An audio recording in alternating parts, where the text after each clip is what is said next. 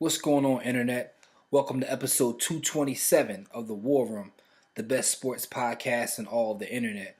As a matter of fact, salute the Blog Talk Radio for naming us one of the top 25 shows on their entire platform. It's where he puts in work. In this episode, we talk about Derrick Rose and whether he lacks competitive greatness or is he just protecting his brand and protecting his career. We talk a little bit about Mark Sanchez and his performance on Monday night for the Philadelphia Eagles now that he's the starter. We talk about the Philly legend, Bernard Hopkins, and whether he should continue to fight or whether he should just hang it up and, ride off into the sunset even though he lost his last fight. So we talk a lot about that. Shout out to all the callers who chimed in during the show. This is an excellent episode. So, kick it with us. Sit back, relax, and listen to The War Room, episode 227. Peace.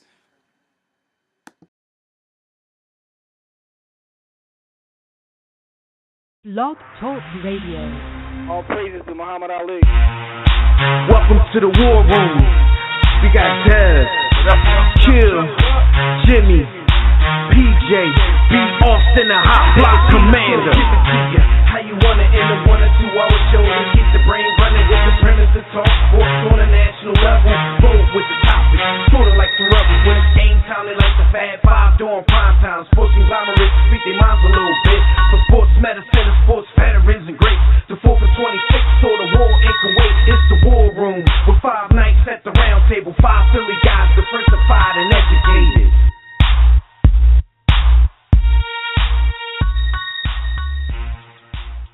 What up, soldiers? And we mean that quite literally, since we all just observed Veterans Day. You veterans are truly appreciated. Sports fans, you are once again live in the War Room, brought to you by War Room Sports on that WRS Podcast Network. I'm Devin McMillan. I'm here at the round table as usual with my brothers, Jimmy the Blueprint Williams and B. Austin. We got some MLB, NFL, NBA, and a little bit of boxing for you in the next 2 hours. So join us right now in the JW Philly Realty chat room at blogtalkradio.com/The War Room, or join us on Facebook or Twitter at War Room Sports so you can be a part of the conversations as well.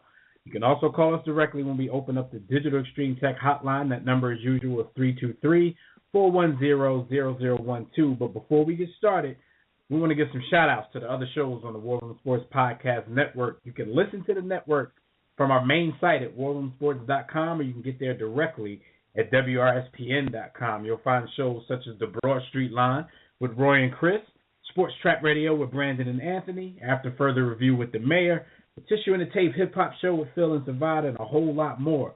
You can also check the listings at fatsradio.com for air times of all your favorite WRSPN sports shows, because they're syndicated over there. Fatsradio.com, that's PHATZ radio.com.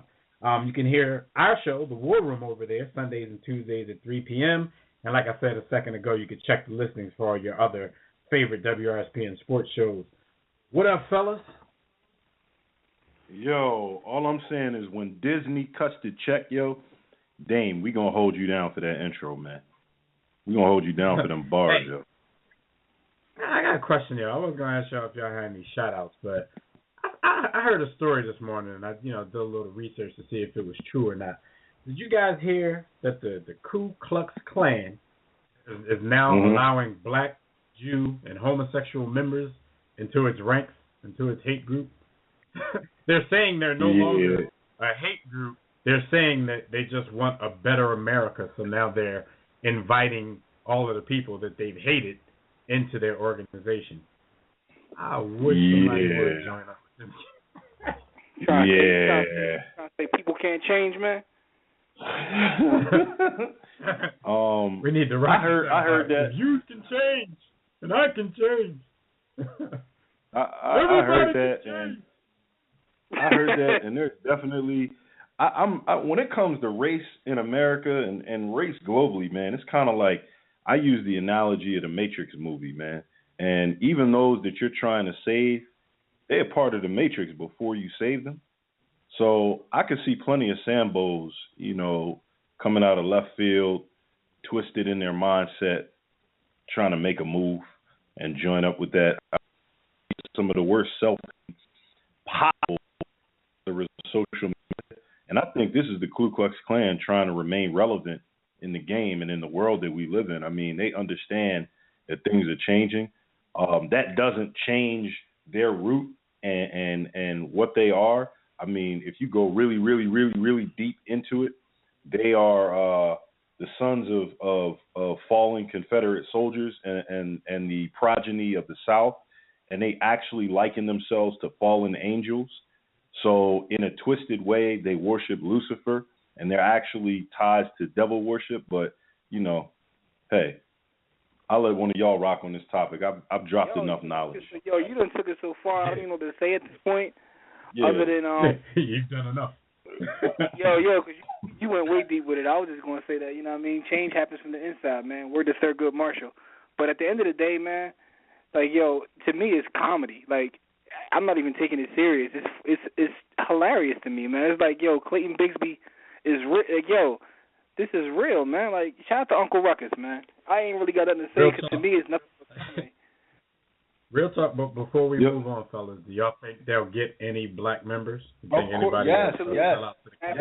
Yes. You already know it's far and few between when Jimmy and I agree. But on this topic, we unified. There are black people that are joining, even if it's nothing more to them than a sensation play, just to get likes or just to get whatever. They're going to ignore the history and ignore the depth of what that group stands for and say, it's 2014, and just because of that, there are going to be black, or I'll say even minorities, and not limited to black people. There are going to be minorities that join that group just because of the world we live in today. I got homies that probably joined just trying to smash them. Like, never mind. With that, man, we're gonna move on. Word to Kim K and her sisters, my favorite KKK. Hey, Jimmy, before we get into too much trouble right now, man, let everybody know what happened this week while they were on that grind. Absolutely. While you were on the grind is brought to you by DirecTV. If you'd like a better TV experience than cable has to offer, including the NFL Sunday Ticket, go to our website, warroomsports.com.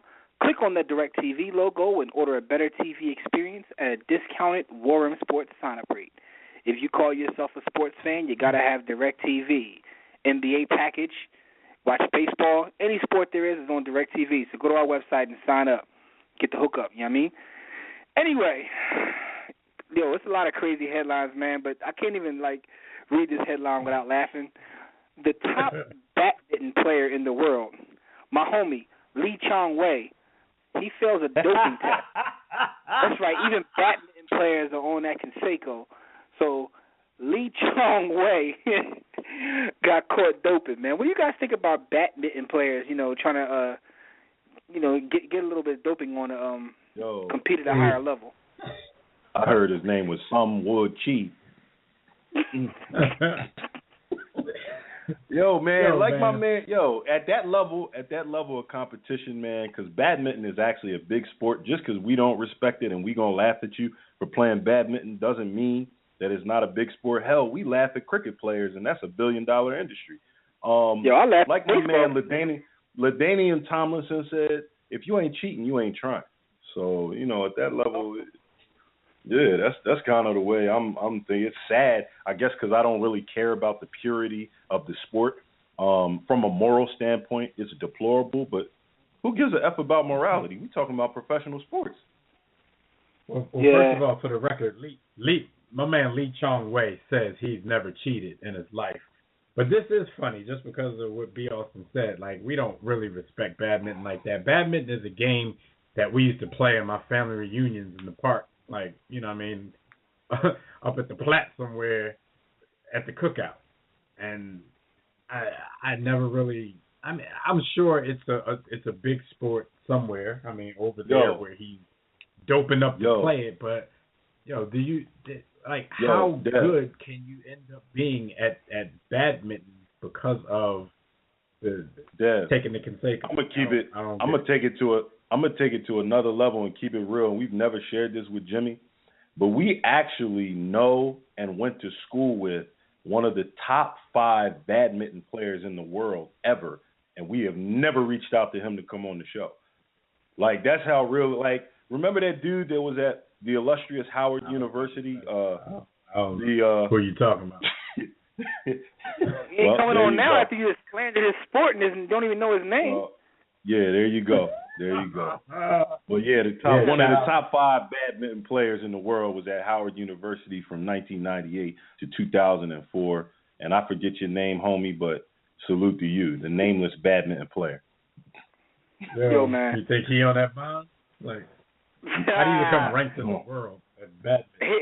Here's my thing, gentlemen. I don't care if all athletes do it. If you're willing to, harm your body to entertain me for all intents and purposes, that's what you're doing. You're entertainment for me and many others.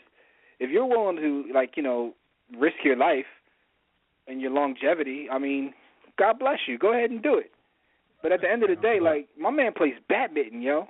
And I don't want to slander his sport because B. Austin already pooped on it, but it's kind of hilarious. And it's probably a popular sport somewhere because what I realize the older I get is some things I laugh at are popular everywhere. There's cult followings of everything. You know what I'm saying? So, dude is probably a rock star somewhere, but you ain't no rock star in the war room, yo. He's a clown, B. I'm a slander sport a little bit because if you got to dope up to play badminton.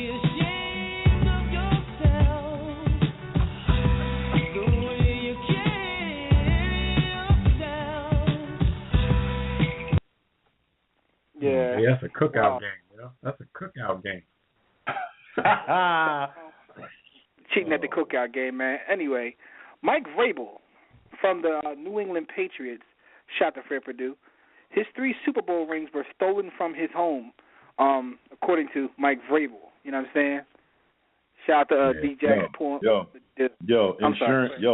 Insurance is a big business, and so do the things that come along with insurance, and insurance being a big business. Now, I'm not, saying anything, but I am saying something.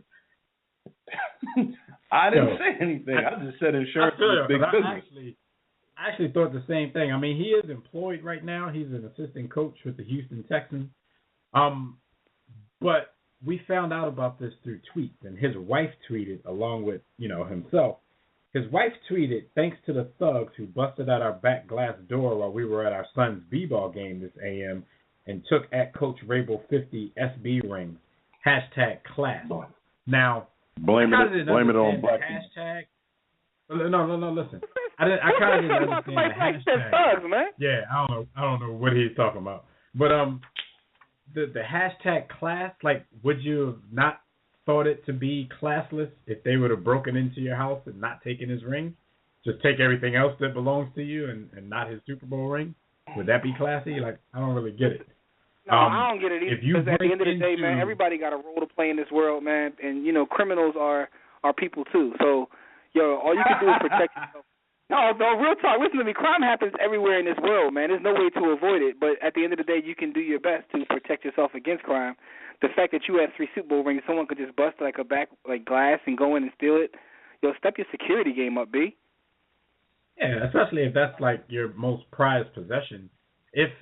She's saying class like they weren't supposed to take that. If I break into Tom Brady's house or if I break into Mike Vrabel's house, that's probably the first thing I'm looking for. Dude won polls. He got them iced out rings that will make a lot of money on the open market. I'm going for that. But anyway, Vrabel himself tweeted, "To all the Houston area pawn shops, 3 Super Bowl rings are headed your way, courtesy of the MFers," and he wrote it out on Twitter, "who smashed our back door in." So he and his wife are going a little hard. I think he and his wife are going so hard on Twitter that it is a little difficult to believe. It seems like they're trying to overplay it a little bit, but that's just my thought.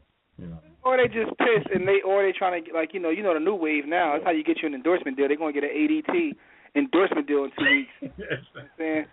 You gotta physically act things out to get endorsement deals these days. Dev don't believe nothing anyone says ever, but I'm with him. I don't believe this either. They need more people, yo. They need more people. Yeah, man. It's funny, yo. Dev don't believe nothing nobody say. Yo, I don't even know if Dev believe anything his wife and his son say. He just don't trust nobody on this earth. No, but what's the story on that? With the Patriots, reimburse him? Would they make him new rings, or they just say you're on your own No. once they give you these Super Bowls? They're going to tell him that they can never steal your memories, Mike.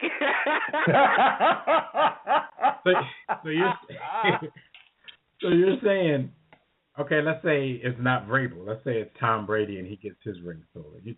That's You don't different. think Kraft Tom will Brady. pony up? different. Yeah, okay. Yeah, I that's feel you. all. I understand. You know, That's why I asked for the difference. I understand that. Vrabel don't matter. I understand.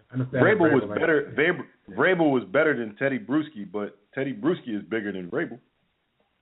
Yo, Mike Vrabel that's was not Tom better. Brady. Tom Brady. It's like Tom Brady and everybody else, though. Like Tom Brady is synonymous with their success. Mike Vrabel isn't. Like there's nobody else, any other Patriot that's really synonymous with their success other than Belichick. Is Brady and Belichick. Like everybody else is just like you would have to reimburse the boy Vinatieri if he lost his, simply because of the fact that they won each Super Bowl by 3 points. Only because of that fact. I mean, yeah, but for the most part, no one even remembers him either. And he's the reason they won, but no one cares. Is Brady Belichick? That's the case that if I was his agent or lawyer that I would make. Well, I'm not saying No doubt. he kicked all game winners, but you only won those bowls by 3 points, so No do the doubt. math. Next story, real All right, quick, gentlemen. This they guy, lying, but this guy exhibited some of his light-skinned tendencies as Blake Griffin was charged with battery in a nightclub incident.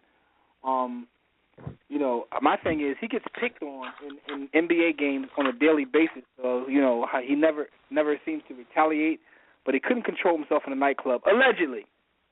What do you guys think about this Blake Griffin story?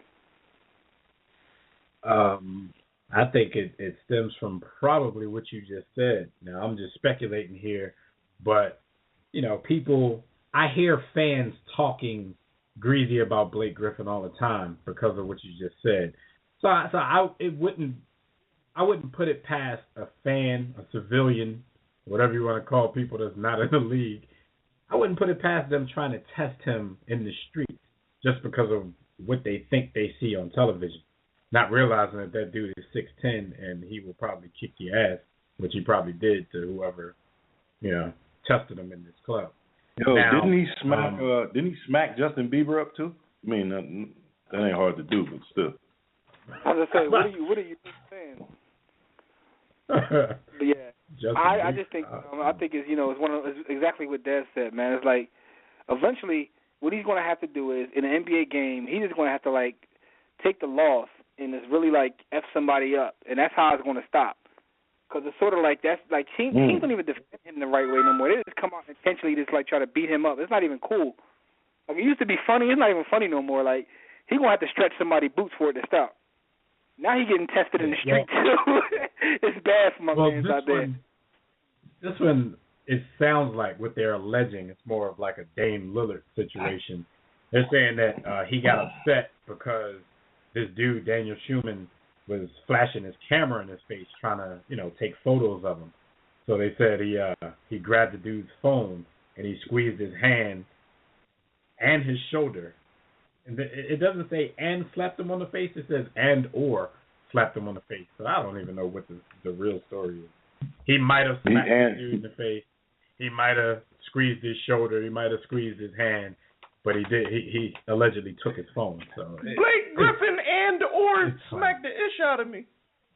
DeAndre Jordan and Chris Paul were with him, and they said, Blake didn't do anything. They did the right thing. I don't know. I too have been a part of slandering Blake Griffin for his softness, but when you really, really get down to thinking about it, is he any softer than most NBA players? I mean, there really is only a handful of guys that will smack the ish out of you and then stand there and back it up and wait for the cops to come. So there's only a few of those anyway. So I really think that they all play for Memphis. True. The reputation. Well, now David West plays for Indiana. That's true. And I think that the reputation West he is. Yeah, I think the reputation that he's gained is unwarranted. Really, I just think it's I don't know, somebody saw him with the wavy, light-skinned hair and, you know, the barge look and just thought, all right, let's make – or you could blame Zach. You could blame Zach because Zach Randolph does not like him at all. And Zach, you know, is a bit of a bully and bullied him, and that turned into whatever it turned into. I agree with you. I agree with you, B. Austin, because Zach Randolph is like he's a polar opposite. I mean, he can't jump over a nickel, and Blake flies through the building. Zach Randolph is a dark-skinned thug brother, you know what I mean, no disrespect, but, you know what I mean, they carry themselves differently. Blake likes to smile and have fun, and Zach bullied him in that playoff series that time, and after that, everyone has tried him. I'm telling you, it's going to take for him to stretch somebody, because I agree with Dev. Like, yo, even if you are a sucker, when you're 6'10", with that sort of athleticism, you could hurt somebody, yo. Yeah. He will make an example out of somebody one day, watch. No disrespect too. I need to shout out Matt Barnes because I think he's legit. I think he will for real knock you the F out. Oh yeah, he's the toughest light skinned dude in the league. But remember what he said? He was like, "Yo, I'm tired of like spending checks taking up the ball." Yeah. No, you're right. Your toughest, Jimmy. You know what that boils down? Your toughest player on the team can't be a small forward. Like your perimeter, a perimeter guy can't be your bully. Like that's outlandish, exception being Meta World Peace, of course. Yo, I was getting ready to say we have one exception to that rule, but I get your point. Yeah. Like, but the bottom line is, man, shout out to Blake Griffin, man. Like, yo, just stretch somebody's boots and this will all stop. Sad story, man. It's a sad story. The brother Naeem, you know, friend to the room in the show, it's funny because he works with this brother. And, you know, I hate saying this because everybody does this when someone passes. We were just talking about him because when he told me he worked with him, I was like, that's not the same one. That's not his pop. But Wayne Ellington, his father was murdered in Philadelphia. So rest in peace to him. But, again, like, yeah, he was working with our homie. They worked together or whatever. But sad story, man. Yeah, they said they found him in the car with a bullet wound to the head, and they're assuming that, you know, the car must have been in motion when he was shot because I think it crashed, and they just found the car crashed, and he's sitting in it with a bullet wound in his head. It's crazy, especially because of the part of town they said they found him in. They claim that it's a high crime, high drug area, and I'm not exactly sure where Wayne Ellington is from in the city because, you know, he went to a private school. That doesn't necessarily mean he's not from, you know, the inner city. So, like you said, man, shout out to him because he's taking a leave of absence from the team. The Lakers granted him that. Not like they need players right now anyway. This is true, man. Rest in peace, man. Like, yo, the way these cities in this country is, man, like, it don't even matter where you at, yo. You can, like, it's just wild out here, man. People have no regard for human life. So, you know, rest in peace. Yeah, I got nothing. I can't even. Yeah, rest in peace, rip, rest in power. God bless the dead, man. Absolutely, man. They'll eventually find out, hopefully, you know, what happened and get some suspects. Yeah, we'll touch back with this one, man. So, Dev, before we get all somber in this, John, give some birthday shout-outs, good brother. All right, no doubt. Birthdays, as usual, brought to you guys by Digital Extreme Technologies. Do you or your business need a custom website? We offer dynamic, professional, and most of all, affordable custom website solutions. You need Digital Extreme Technologies. No need to break the bank for an effective online presence. Top quality, results-driven websites at incredibly affordable prices. Financing options are available. Yes, you can put something on it.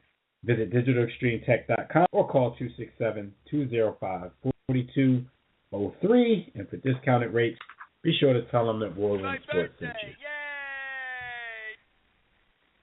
All right, birthdays this week in the world of sports. We got baseball player for the Washington Nationals, Asdrubal Cabrera. He turns 29 today.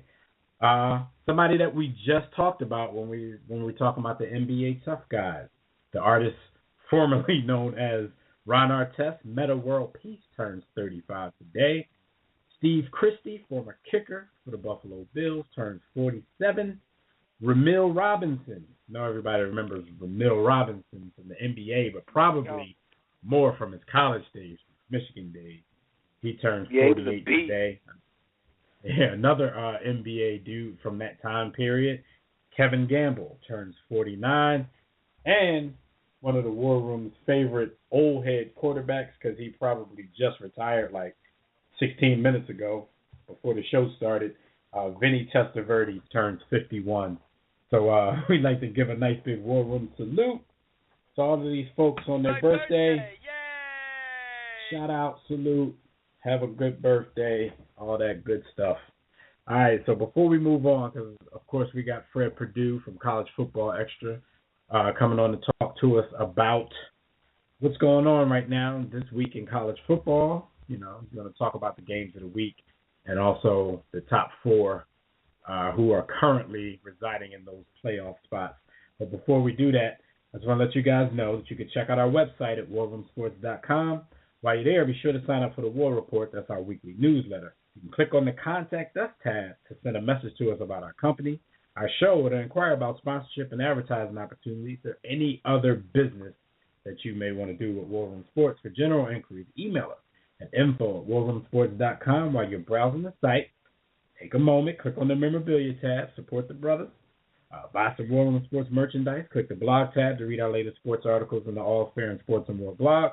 Then you can click the respective icons and tabs to like our Facebook page, follow us on Twitter, subscribe to our iTunes podcast, watch our videos at warroomsportstv.com, listen to our network at WRSPN.com, and to download our free War Room Sports mobile app to get everything I just mentioned right there on the go. So join the JW Philly Realty chat room right now during the show at blogtalkradio.com/The War Room to enter the chat room. If you don't have one, you can sign up for a free profile on Blog Talk Radio, but if you don't want one, you can sign in through your Facebook and Twitter accounts, and while you're there, just click follow. That'll get you updates and reminders about the show every week. We'll be taking questions and reading posts from Facebook, Twitter, and the chat room during the show. To call in and speak with us, dial the Digital Extreme Tech hotline at 323-410-0012. Just press 1 when you're prompted. If you're already listening from your phone, just press 1 if you want to talk. And before we get Fred Perdue on the line, we're going to go to the phone lines because we got one of our brothers on the line.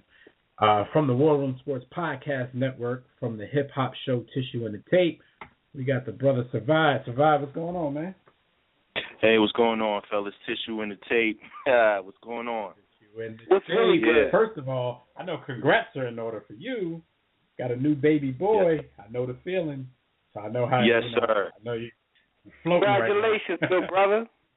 I appreciate it. I just wanted to take some time real quick to just let you guys know I'm listening to the show, even though in here in this hospital. This is a nice little break, little reprieve for me to get caught up on some things that I've missed throughout the week. So I wanted to let you guys know that I'm appreciating being able to catch up listening to you guys today. Oh man, you already you brother. I do the show. I think I did the same thing. So I think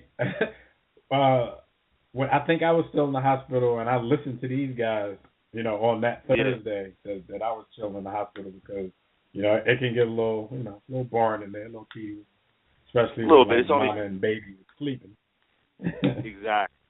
All right, Survive, I got a question for you, man. Since you are like our resident hip hop guy, man, just tell us real quick, what are you listening to right now? A few things, man. I've really gotten a chance to get into the Black Milk project that just dropped recently. That's definitely something for people to check out. Of course, I know you're a fan of Run the Jewels too. You already know. They've done some good things. It's definitely something that people should check out. And still in heavy rotation, man. I'm still listening to Black History Project, Saha the Prince. I'm listening to that pretty heavy. About to get into the Big Crit. Hopeful that I can get into that tonight. Catavatica. Big fan of his and what he does. So there's a few different projects. A Locks project, something that I just got into. Trinity Third Sermon. So they've put out more material in the past 12 months than they have, it seems like, the past 12 years. 12 years, yeah. Yo, it's crazy because there's so much good stuff right now, man. I'm listening to the Run the Jewels, the Tracy Lee album. Yo, the Locks. I had to cut the Locks off, though. Like I was telling B. Austin yesterday, because I was on my way to the store to buy some beef and broccolis, and like go on a corner and steal somebody. So I had to cut it off because it took hold of me, whatever. Yeah. But anyway, just wanted to check and see what you listening to, man. For those who don't know, Tissue and the Tape can be found on WRSPN.com. They're part of the family, man. So salute to you and what you guys do, man. And again, congratulations from all of us, man. Thank you. I got one more thing to say, too. B. Austin.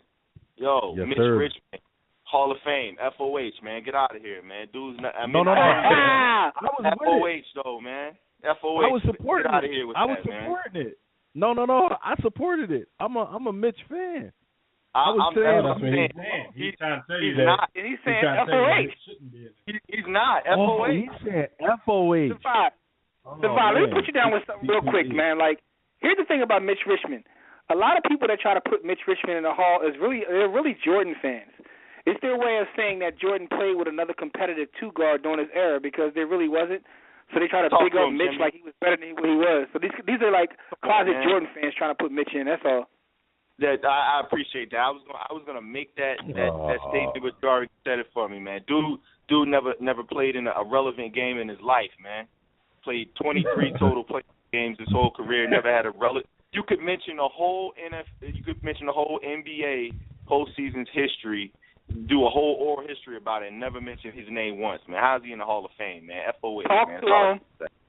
Talk to him. Anyway, man, thanks again. And again, congratulations, man. Hey, Beyonce, let's do a video on that. And we'll invite a panel. Savai, we're going to bring you on War Sports TV so we can go at it because I agree with you, man. B. Austin's just a Jordan lover, and that's what it is. All right, we'll do that. We'll do like man. an HOF show. We'll do like three athletes on that show, and Mitch will be one of them. All right, man. Thanks for your call, man. But congratulations again, good brother, man. Thank you. Keep up the good work. All right, take it easy, homie. All right, that's the homie Survive from Tissue and the Tape, WRSPN.com. Check it out if you're a hip-hop head. We're going to get into hot topics. We're going to go to Fred Perdue. But before we do, I just got to let you guys know that Hot Topics are brought to you by Audible. If your schedule's too hectic to read as much as you want, try audiobooks. Kick back and let someone else do the reading for you. All you got to do is visit Audible and sign up for your free trial at audibletrial.com/warroomsports. In no time, you could be listening to the latest bestsellers, hands-free, stress-free, while getting other things done at the very same time. All right, so we're going to get our college football expert, Fred Perdue from collegefootballextra.com on the line. Fred, you are in the war room, brother. What's going on? What's going on, fellas? How y'all doing tonight? Man, we good. We making it. We had some crazy stuff happen. We talked about this little KKK story before we really got into sports. Crazy stuff happening in the world, man. I'm happy to catch one of you guys posting that on social media. Hey, Fred, is the rumor true that you signed up already? No. All right, man. Well, let's get into these games of the week, man. We got Florida State with Winston Jameis going down to face your homies at the. How bad? I'm not even going to ask you what's going to happen or who's going to win. How bad is this going to be? I think this game won't be as bad as people think. Florida State. Oh, come on. You knew that was coming, right? What's the line on the game, man? Actually, right now, the game right now is Florida State is a favorite by 3 points. Oh. And going into the game, they were actually Florida State was predicted to be underdogs in that game. Simply Why? By the way they have been playing all year. They've gone down to big leads. Louisville going down 24 points. NC State down 24 points. Not really dominating an Oklahoma State team they should have dominated with, who they had one really good athlete in Tariq Hill, who was a freshman sprinter. He's a track guy and a football player's body, only beating them by 6 points.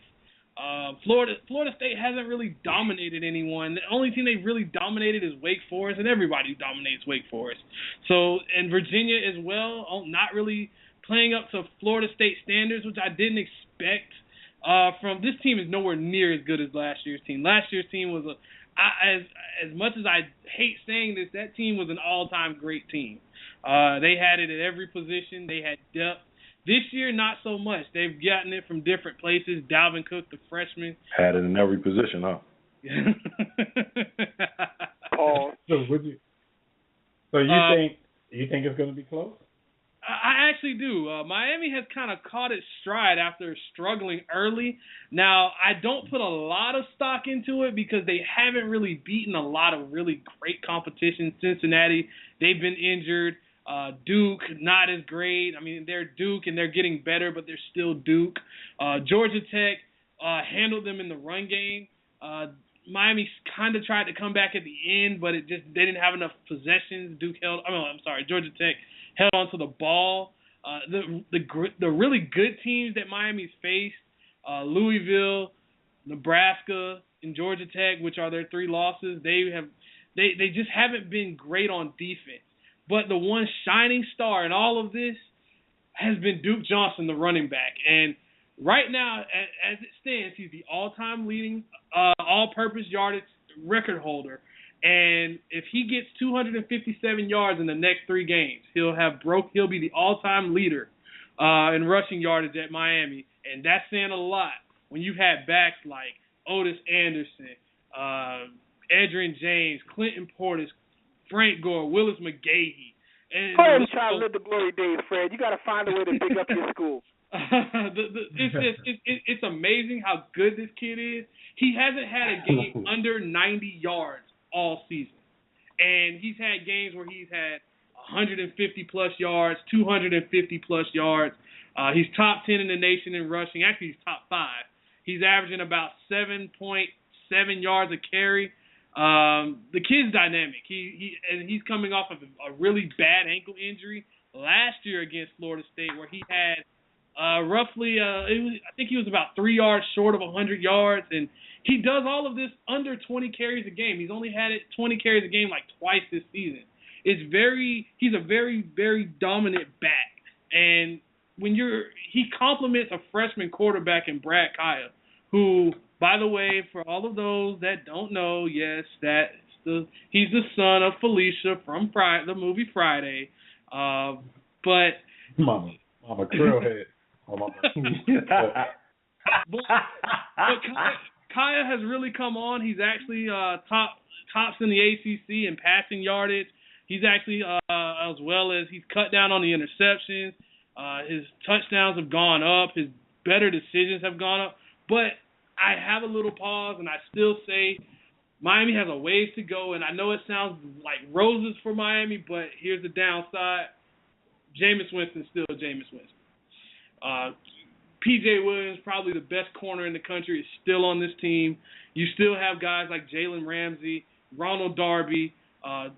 You have a ton of guys on the defensive line, Mario Edwards Jr., Eddie Goldman, Northrup at linebacker, Featherston, the stud defensive end that I think it may be I won't call him Randy. He's not Randy Gregory like at Nebraska, but he's very close to being like he's a Jadeveon Clowney type clone type of guy, really long arms, really fast, athletic. Florida State has talent, and I think they have a chance to win this one, but it will be very close.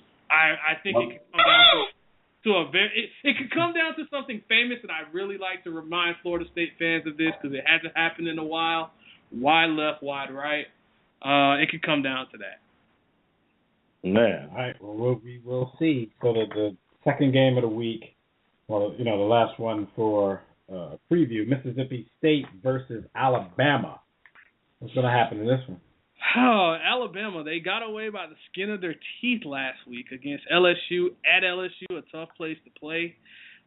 Mississippi State, number 1 team in the country. They're the surprise team. No one expected. Dak Prescott, he looks like Tim Tebow a lot. He's a better passer than Tebow right now. He's a more active. Ain't hard to be in here, but still. Yes, this is true. He's not throwing little simple bubble screens and just little dump-offs to fast running backs. He's actually having to work an offense. But he's been banged up a little bit. And Alabama's quarterback, Blake Sims, who was a former wideout, a former running back. He fought off Jake Coker from Florida, who was actually Jameis Winston's backup last year. He's fought him off, and I think Blake Sims plays better at home than he does on the road. But Alabama, under Lane Kiffin, has really reverted to a passing offense a lot of times, and they haven't really gotten their run game going like they normally do. If they want to win this game, they're going to have to rely on their run game. Two guys I really got to point out for this Alabama defense. We all know who Landon. If you don't know who he is, Landon Collins, the stud safety, is going to be a guaranteed first-round pick. If you don't know anyone else in this draft coming up, Landon Collins, free safety, know his name, pencil, put him in ink, not pencil, ink. He's a first-round pick. And A'Shawn Robinson, the defensive lineman, who actually reminds me a lot of Richard Seymour from the New England Patriots and also of the Oakland Raiders. He does a lot. He plays multiple positions on the defensive line in that 3-4. He's just so disruptive. I really like what I've seen from him. And cornerback Eddie Brown. I really like what I've seen from him.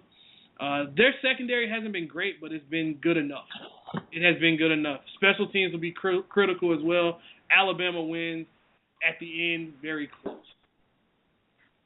All right. Just some quick picks real quick before we get you out of here.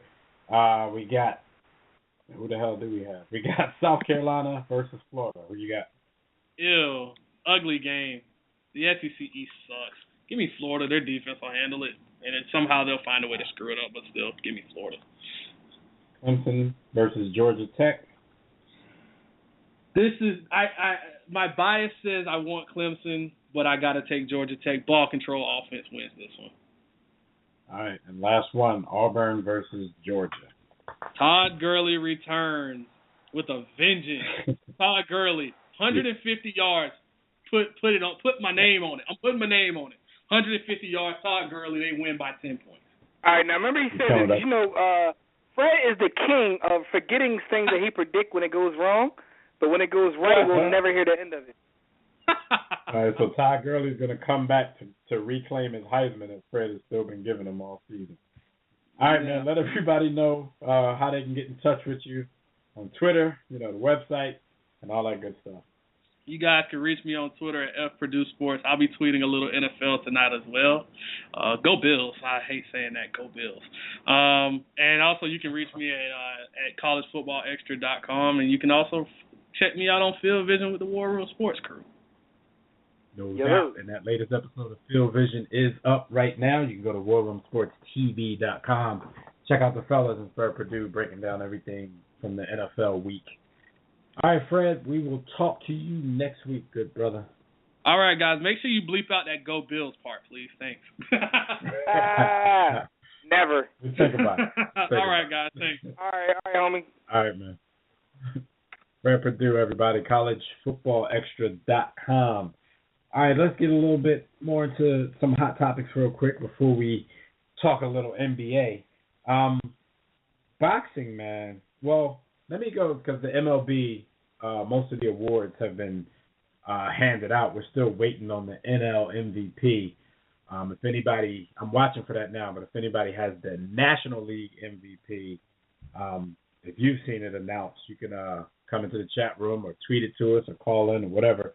But we just want to give shout-outs to the award winners. Of course, the Rookies of the Year. American League was the White Sox first baseman Jose Abreu. National League, Mets pitcher Jacob deGrom. Managers of the Year, this was probably quite expected by everybody. I know it was by me. American League, you had Buck Showalter from the Baltimore Orioles. National League, you had Matt Williams from the Washington Nationals. The Cy Young winners, definitely not a surprise, at least on the National League side. American League, you had Indians pitcher Corey Kluber. Not a bad pick to me, Jim. It could have gone to King Felix. He just edged King Felix out in the votes. And, of course, on the National League side, you have King Felix winning it. Yeah. On the National League side, you had Clayton Kershaw, who won back-to-back Cy Young, and this is his third Cy Young altogether. Kind of flamed out in the postseason. Everybody knows that story, but you can't you can't discount what he did in the regular season stretch. And pretty much everybody thinks he has the National League MVP wrapped up as well. We're just waiting for him to announce it. They just announced that Mike Trout has unanimously won the American League MVP. Like I said, good choice. National Good League, choice. Expecting Clayton Kershaw to win it, but we're just waiting on that announcement. Jimmy, I just want to go on the record and say, I just want to go on the record real quick and say that it's whack that a pitcher could win the Cy Young and the MVP. That's whack sauce. Now, there's a lot of baseball purists, because I don't consider myself a purist, but there's a lot of baseball purists who always argue me in the other direction with this. I don't think that a pitcher should be able to win an MVP. Is just too many games in baseball. You have a team that may win 90 to 95 games. You have a pitcher who was, the pitcher of record winning, 20 or maybe 20 games in some cases. Mm-hmm. You can't. No, I don't care what none of those purists say. My thing is this: like, if that's the point, get rid of the Cy Young. Then, like, we have the Cy Young for a reason. Yeah, I mean, because that basically is the MVP for pitchers. So exactly. I really don't understand how somebody who plays in such a small percentage of the game and account for such a small percentage of the wins. I just don't understand in a 162 game season how they could be MVP. But hey, that's me. Everybody else loves it. So if y'all like it, I love it. So if that comes down the wire while we're talking about other stuff, we'll just cut in with the breaking news that Clayton Kershaw probably indeed will become the second pitcher to win league MVP to Verlander, who did it recently. All right, B-Hop this weekend, fellas. I don't know if you guys watched the fight, but B-Hop pretty much got his ass whooped 2 months before his 50th birthday. I mean, he was an underdog in the fight. Sergey has a lot of power. He's aggressive. Nobody's ever lasted past 8 rounds with the guy. And Bernard, at damn near 50 years old, did go the distance. But it was, Bernard, he didn't have much activity all night. By most cards, he pretty much lost every round. I thought during the fight that I gave him maybe 1, at the most 2 rounds, but by most cards, he didn't win a fight at all. But you said that's the whole point of Bernard fighting. He keeps beating these young boys, but he just ran into one. He's just getting warmed up right now, and it's Thursday. Fight's over, and he's swinging punches right now. Finally. Yeah. That's been the biggest throughout the fight. Okay. I was gonna say that's been the biggest problem with Bernard over the last 7 years. It's funny that he has a career that goes back but the last 7 to 8 years, we've seen him progressively start going to work later and later and later in fights. And it got to the point where within the last 3 years, dude wouldn't even swing until round 4 or round 5. Like, he wouldn't swing. So it's, I'm jaded. Because I'm a huge, B-Hop fan. He's probably my favorite active fighter. Hashtag PSP, Philly support Philly. But I wanted him to retire because he lied to his mom. And I wanted him to leave so he could kind of leave close to the top. This fight doesn't really hurt his legacy, I don't believe. Not really.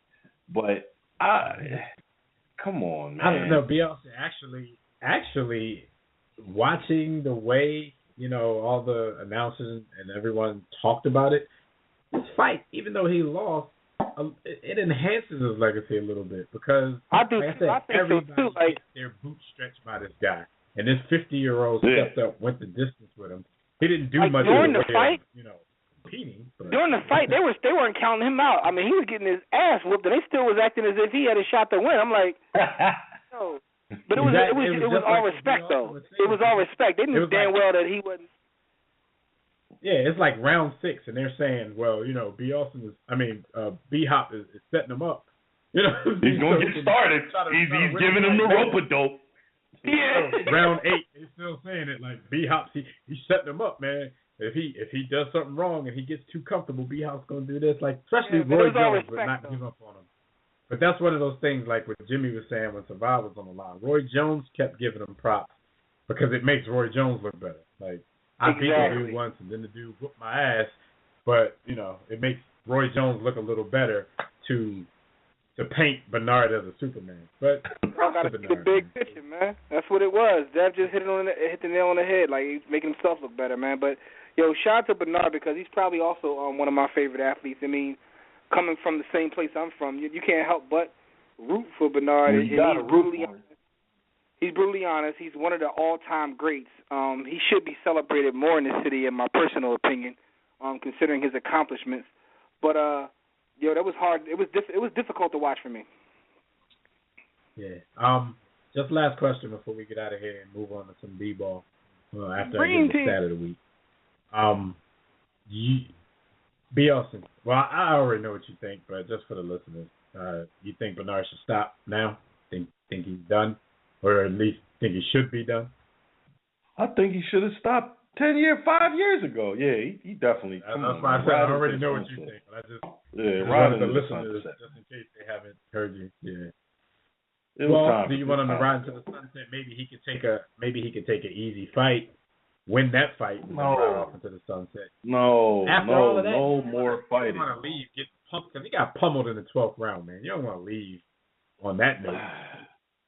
But he could, and still his legacy wouldn't be tarnished at all.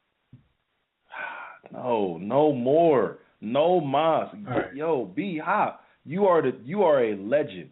You stand tall among the all-time greats. Yeah. Get out of here, man. Jim, what do you think? Should he stop now, or maybe get an easy one, win it, and ride off into the sunset? What do you think? Yo, it's like I understand where B. Austin is coming from, man, but I respect Bernard enough that I want to see what Dev said. Go get a tomato can, you know what I mean, stretch his boots and then roll out like that. Bend somebody's trash can up and go out on a high note. He should do. Hey Jim, I see we got some callers online. Any of them want to talk about Bernard, or can we move on to basketball? Man, sports, everybody just want to talk sports in general, man. We can't rock with Bernard, man. These are two people from the city, man. So we got to figure out how they feel about Bernard as well, man. Let's get Al on the line. Al, you in the war room? What's up, homie? Yo, what's going on, fellas? What's going on, man? What you think about B-Hop, man? Yo, it pained me to watch him get beat up like that. I just wish he would retire now. Like, for real. Yeah, hang it up. Yeah. It don't prove anything. If he beat a bum, it don't really add to his legacy. Like I think really doesn't. You're right about all that. he could do. Yeah, he's finished. I think he should before he really hurt. I don't think taking a tomato can would add to his legacy. It would just let him go out. You know what I mean? On a high note. Give people a chance to celebrate him because everybody would know that it's his last fight. I think that's what Roy Jones tried to do when he was in Germany. He tried. And now he's I think permanent damage. Like he just seemed like he just Roy was. You're right. done, After Roy was getting stretched, he was getting stretched by tomato cans. So you don't want that to happen either. Right, and I don't want B-Hop to accidentally, trip over a left hook or something, and then he got brain damage or something like that. So he said trip over a left hook. Yeah, he should just sit down, and he did a lot. I mean, he's 49 years old. He stood up to a young goon, like a Drago or something like that. So he did good for his career. He should just sit down now. He's done. He's finished. I've never seen him get punched, like a one punch, and then sat down on his pocket before.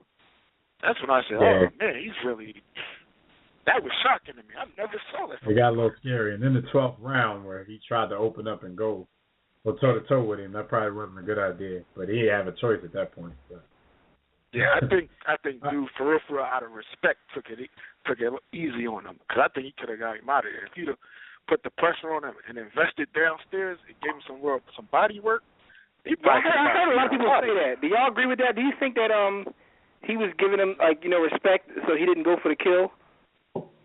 I keep hearing that too. From what I saw, it kind of seemed like it was a different kind of respect. Just a respect like I still know that if I slip up and make a mistake, this dude can take advantage of it. I thought it was that kind of respect, not like, I can dominate this dude any time, so I'm going to go easy on him to make him look good. I didn't think it was that, but a lot of people thought that. I think that for a young guy with that punching power, he wasn't taking the shots he needed to take. Like, he was giving him too much respect. I mean, B-Hop probably could hurt him, but he didn't feel anything to even say, all right, let me give this guy some respect. Like, I would have to get punched in the face first to start backing off. Yeah. Right. I would go in there and get rid of him. You know what I mean? B-Hop punching power is like on Majin Ali. You know the boy I'm trying to say. No,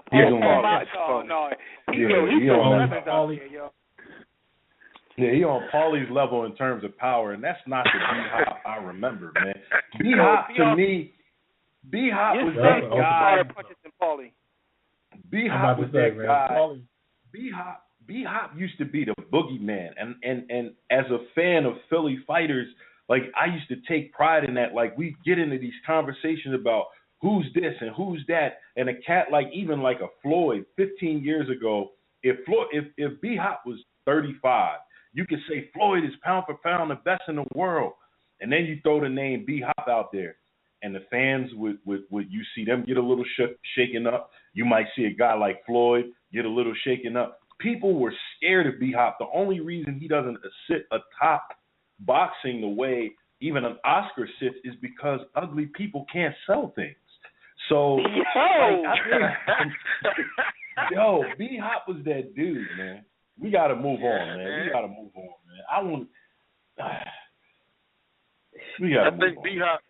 I think B-Hop, for real, in our era is probably the best, even more so than Floyd. This is that, people don't appreciate his style of boxing. And I think, he didn't have the hype machine behind him like Floyd has behind, himself. Like, he could probably beat everybody active in boxing from 147 to 175. He could probably beat everybody. From the 90s and the 2000s. I guess it goes to be Austin's point in terms of being marketable. He's not marketable because it's not like he's not exciting to watch. Unless you love the science. Not that he's an exciting fighter. But neither is Floyd Mayweather, though. No, this is true. No, he's not. But Floyd is a cool. Floyd is a Sambo. Exactly. When Floyd was pretty boy Floyd, he wasn't making the same kind of bank he's making now that he decided to do what he does, the money team and whatnot, create this new character. Right. So it is what it is. But, man, thanks for the call, man. We definitely appreciate it. We got some more calls to get to, man, but thanks for the support, man. Can I just say, all right, let me just say one thing. Absolutely. Okay. I know I said something on Facebook about the Bears. I'm still a Bears fan for the record. I'm just pissed off at their front office right now. You got a quarterback. I hate Cutler. I hate him. I was about to say, as a fan, you have full right to be upset with him and say whatever you need to say. Man, that was ugly this past week, man. I felt sorry for Bears fans. Yeah, some people, no matter what their team do, they still ride with every decision their team make, and that doesn't make you a great fan. I poop on the Eagles all the time. I think some of the best fans are the ones that are objective and do poop on their own teams. I hate those fans that just ride or die with every decision that's made like it's the right decision when, FOH with that. So we get where you're coming from. Yeah, we should have just stayed with McCown, like I was saying last year, but I don't know. That's why I'm sitting on the couch.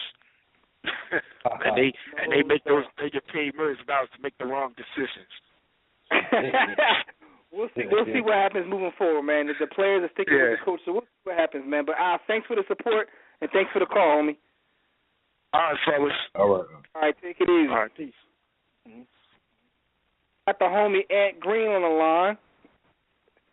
Another family member from the network. Sports Trap Radio. Ant, what's good? Night, man. I'm chilling, man. Relaxing, getting ready for these games, man. Just checking y'all out. I always listen, but I never really call, or I just don't want to disrupt everything that's going on. But when we I had seen that y'all was talking about Bernard Hopkins, and I would be the first to admit I'm not a person that knows everything about boxing, but what I am is I'm a huge fan of history. And the reason why I'm a fan of history is because, my great grandma would tell me all the time, ain't nothing new under the sun. If you paid attention, you've seen it before. And when I was watching Bernard Hopkins, and in this fight that just passed, what dawned on me was that I don't think people notice the way our culture is today.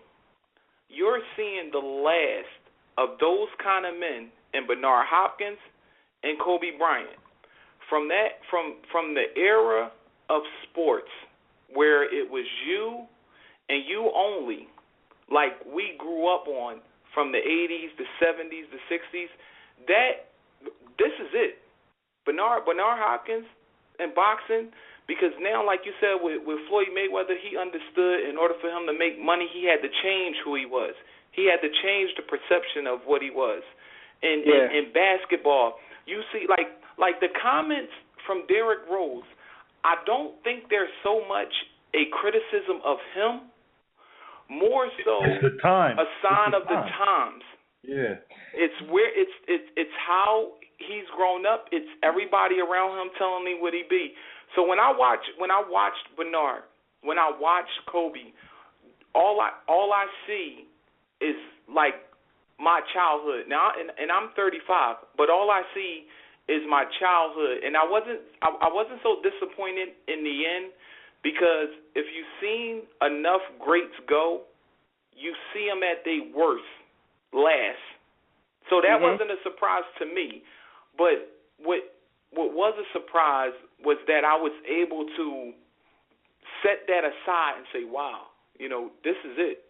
You're not going to see guys like Bernard Hopkins no more. You're not going to see guys that just want to fight and that's it. They don't care how it looks. They just want to win. They'll do anything to win. You're not going to see guys like that no more. The world is just a totally different place in sports. You're absolutely right. And we talk about this all the time, because now guys are more concerned with their brand than their actual sport, or just playing for the love of the sport. I mean, you see guys like LeBron, who's the best player in the league.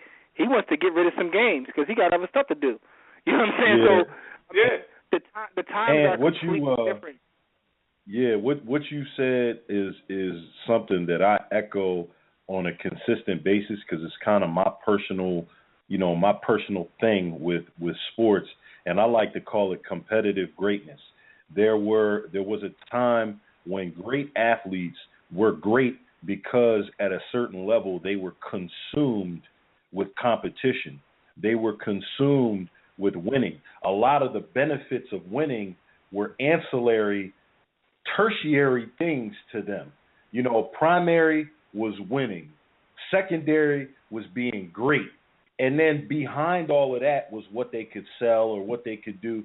In these days and times, what you can sell is as important, if not more important, than the actual game itself, being competitive and winning. What you can sell in popularity and your brand.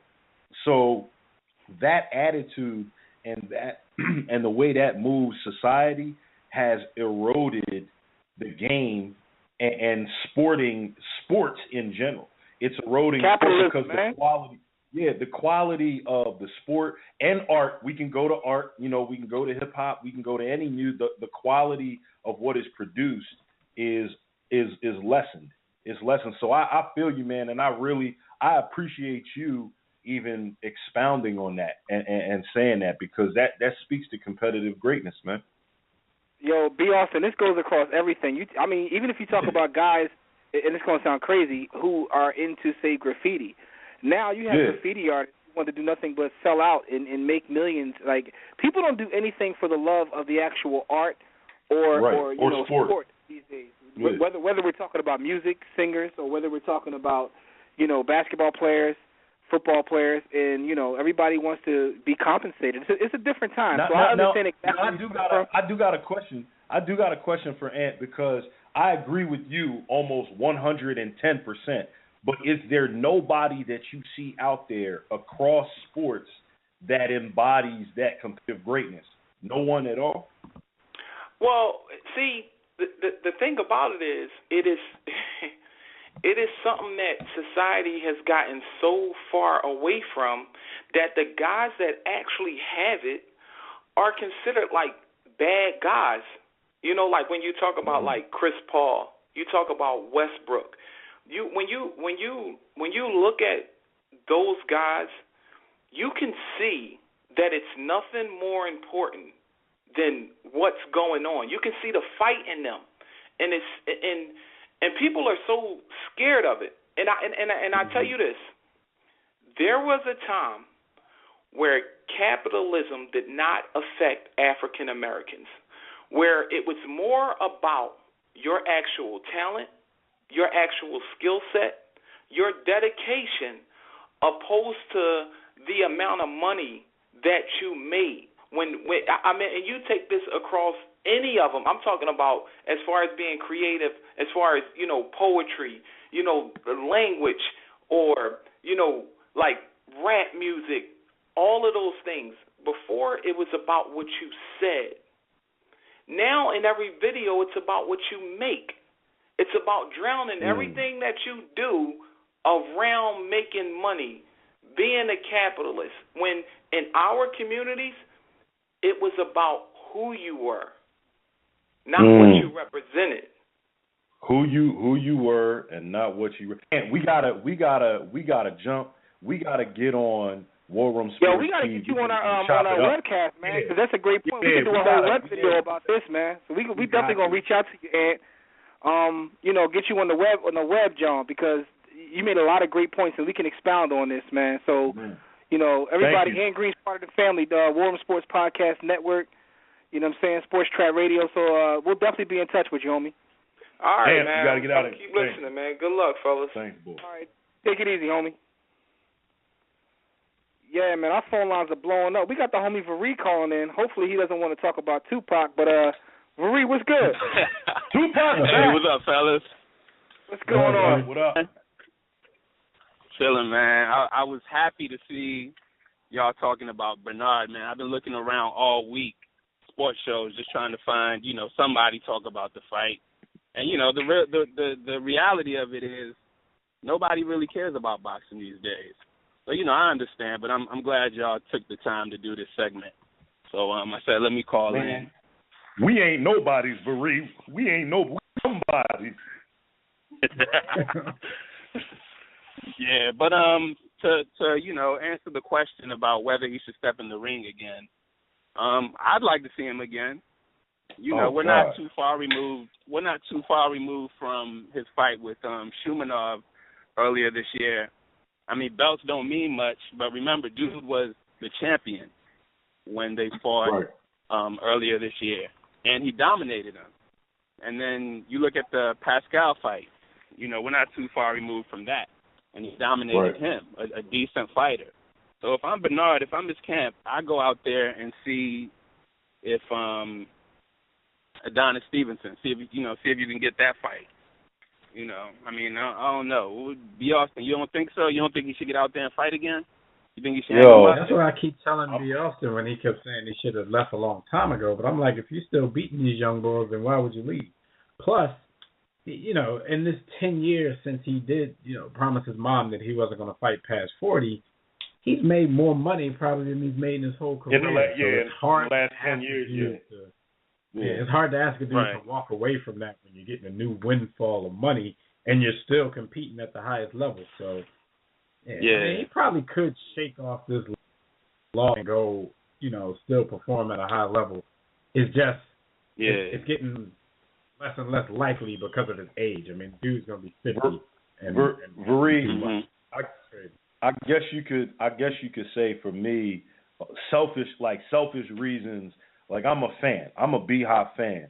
So I can remember there was a time when we could have conversations about who the best fighter was in the world, and boxing while its demise was right around the corner 10 years ago, 12 years ago, it still was a little bit more prevalent then than it is now. And it was kind of like I could throw B-Hop's name in that mix and shake cats up because no one would really have a response as to what his weakness was, what he couldn't do, who he couldn't beat. So when you were trumpeting cats like, or guys like Oscar at the time, or even, come forward to 8 years ago when you were talking about a Floyd or whatever, you throw B-Hop out there, cats had to really give that consideration. Now it's kind of like, it just to see him fight, just to fight, all right, great. You get to see a legend, a legend do his thing. You get to see him make some money, but he's no longer in that conversation. But remember, he's not necessarily journeyman status yet, where he's just going out there to get a check and get banged up like we saw Roy Jones towards the end of his career. Honestly, Roy Jones was on ESPN Fight getting beat in Australia, stuff like that. B-Hop is still, he just lost the belt, and, he's fighting top contenders hanging in there with them. I mean, even the Chad Dawson fight, he hung around, even though he lost. The difference between those two fighters, one guy is highly skilled. So as his athleticism declines, his skill, his mind haven't. Roy Jones was never that skilled and never a thinker. He was just that great of an athlete. So, Roy is going to go. Roy didn't know how to box. Roy was just that much better than you as a human being athletically, Right. That's the second time I've heard that this week. Interesting. Yeah. But, all in all, I think he's had a great career, great legacy. I mean, when you have bodies under your belt like Oscar, Tito Trinidad, Ronald Wright, you know what I'm saying? Guys like Antonio Tarver, Roy Jones. He's there's nothing else to really. First ballot. Oh, no question. Right. No question. Right. So he's definitely had a great career. And I commend him for standing in there for 12 rounds with this dude, who was just clearly better than him. I don't know if he could have hung with dude 5, 6, 7 years ago. But, because, that Kovalev dude, I mean, that was my first time really seeing him. And he's pretty good. He's official. Yeah. Yeah, he's definitely official, man. But, but Bernard is a different, B. Austin hit it right on the head. He's not Roy, because Roy was fighting in, little strip centers and shopping malls. So I think Roy Jones was fighting the last Howard Homecoming. He was fighting, in a park and whatnot, but... I mean, Bernard is still an attraction. At a shopping mall, Yeah, I mean, but Bernard's still an attraction. And by the way, Marie, that's not a joke. That's not a joke. When we say that, that's not a joke. Roy really was in the shopping mall, though. That's not even a joke. That's real talk. A strip mall. He fought in the mall. As they were weighing in, you saw people coming down the escalators with bags. At Foot Locker, people were going into Foot Locker. I'll find the video. I'll post it in the sports forum. That's a true story, man. Yeah, please post it because I don't remember this. So please post it. Yeah, but yeah, and one of the other callers was saying, I mean, every legend, has a downfall. They have a decline. I mean, you look at Ali and Larry Holmes toward the end of his career. Tyson toward the end of his career when he lost to Lennox Lewis, and we all knew it was over. Roy Jones overnight, got knocked out, just started getting knocked around. Ray Leonard and Terry Norris. And that's one of the things, right, when we talk about Floyd, right, he's never lost, but the fact of the matter is, man, if you're a great warrior and you go fight against other great warriors, man, there's nothing wrong with losing, man. I'd rather have a champion that fell down and got back up as opposed to someone who just picked fights. Not saying that's what Floyd does, but I understand. Floyd be cherry picking, and Floyd is getting to the point where he'll fight one of us rather than taking a risk. Here go be Austin, man. Here go be Austin. I ain't saying that. I ain't mean to start it, man. He'll be Austin. The man is a coward. Be Austin Golf, man. He will fight his girlfriend, though. He'll fight his wife or he'll fight his child's mother. He will definitely do that. Oh, God. Yeah. Anyway, man, thanks for the support and the call, homie. We got a couple more calls to get to. We got a bunch of topics to get to. But thanks for everything, homie. All right, take it easy. Thanks. We got Roldan Tires on the line. Tobias, what's good? Hey, what's going on, fellas? Man, what's going on? How you? What up? Roll Tide. Hey, two things. First, only college football well, you beat one of your biggest rivals at their place in a tough game, they ain't good enough. But yet you got crappy Big Ten teams playing each other. Now Ohio State is somehow one of the best teams in the country. Go figure. But, hey, I'm telling you right now, Alabama could beat the Jacksonville Jaguars by 2. Oh, it's not good enough. What was their signature win? What was Ohio State's signature win at these other schools? It's so subjective to me, this whole college football thing. It's like, it's always been that way. Want? Yeah, but it's like, y'all say head-to-head, but Baylor beat TCU, but yeah, go by body at work, but Baylor beat TCU, you know? And that's just crazy. But one thing I want to touch on, though, I heard you guys talking about, like, the Derrick Rose stuff, these past athletes. What people fail to understand and think about, the money was different, even just a little back as Michael Jordan was playing. The money's different now. And a lot of these guys now, I support capitalism. Hey, I believe that we should be putting stuff aside for our kids, making sure our kids have a better start. Look at how understand that, right? It's something to that too, though. I mean, when you adjust for inflation, the money was different, but so was the world. I mean, at the end of the day, things didn't cost as much. Not saying that athletes back then made the same amount of money, because now, you know, it's astronomical. But there's still some guys, like B. also said, who care more about competing. I mean, the thing about it is, back in the day, you play your hardest, you compete your hardest, and the money will come to you anyway. Now it's like you got guys at the draft who already have, like, you know, their whole team and everything in place, and they haven't even played yet. They're more concerned about their brand before they step foot on the court or the field. And see, what counters that is, if that guy's a bust, the team's going to throw him away anyway. You don't have a short window to make your money. And let's just be, especially with the NFL, because we got Heisman Trophy winners and all SEC performers can't even sniff the field. You know, so I'm all about getting your money. And see, what happens is a lot of these guys are competitive, but it ain't like the Michael Jordan competitors where you hold the bus up for 3 hours trying to win his money back. You know, it ain't. You know, I think these guys are competitive, but the problem is it's different than back in the day when, like, you know, Larry Bird would cuss out Bill Laimbeer and he'd walk in the room. You know, a lot of these guys are friends that grew up together. You don't even have to go back that far, though. I mean, if you look at a guy like Kevin Garnett had that. Like, and he made more money than any goddamn body. But at the end of the day, like, he still was competitive to – I mean, this dude is still competitive to the point where he stopped speaking to people if they leave his team. Like, but, you know, and he made more money than most, but that still never got in the way of him, like, being competitive. It wasn't this buddy ball. It wasn't this, like, you know, I care about my brand before the game. He still put the game first. Anything's possible, man. Anyway. Yeah, I'll say this. I know you got other things to take care of. Well, everybody's killing Derrick Rose. Let's just be honest here. The man SAT was probably a size of 12, like a shoe size. Let's just be honest here. The man, the most eloquent speaker in the world. And I'm a fan. Let's just be honest here. Actually, I'm a fan. Somebody took the SAT for him. Remember, you got in trouble for that. Hey, I don't know who he hired. He must have hired Mitch Blood Green as his PR guy. I don't know. But his brothers handled. Yeah, his brother's an idiot. But see, the issue is everybody saying, well, you play. I'm like, yeah, I know he has his history, but we're talking about playing against the Sixers, you know, in November. It ain't like it's April, the playoff spot, and everybody talking about, well, Joakim Noah plays all this stuff. Well, look at Joakim Noah now. And he's struggling to stay on the court himself.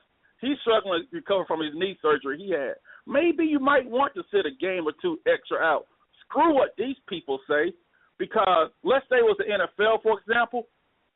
Or better yet, I'll say this real quick.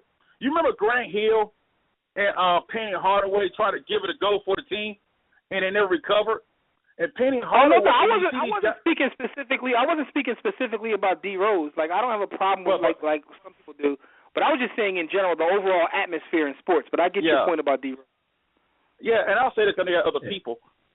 I remember D Rose covering all these people, white people, with clowns. You should get out there and run yourself out there. I'm being honest. And they were saying, hey, take your time. It's funny that the players who've been through that stuff, who try to come back early for everybody else and wreck their careers, because those two careers actually got wrecked by coming back too early. And they always say, hey, come back when you're ready. I see what the thing is now. A lot of these guys now, and the whole everybody get a trophy society, everybody wants to be liked. Sometimes to really make your money in capitalism, like LeBron's doing, you might not be liked. He went to Miami. He knew he wasn't going to be liked. But guess what? He's not liked. Kobe Bryant's not liked. And that's life. But we got too many of these kids nowadays where you get a trophy, you only score one touchdown the whole year, your whole team. But the problem, my last thing is this.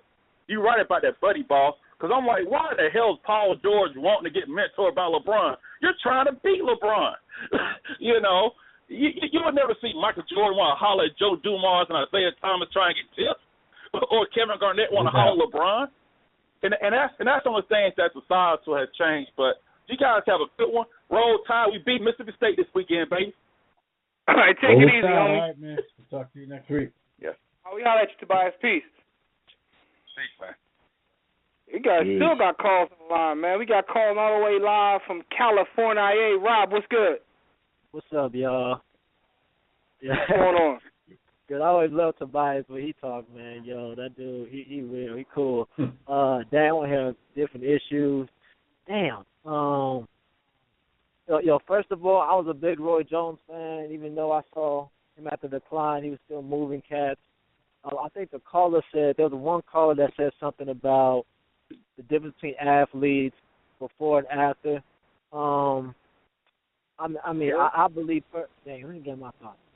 I believe personally, like, first of all, the competitiveness, even Rob out there on that. Rob, you smoking that Cali Loud, man? You having a loud pack out there, something good, brother?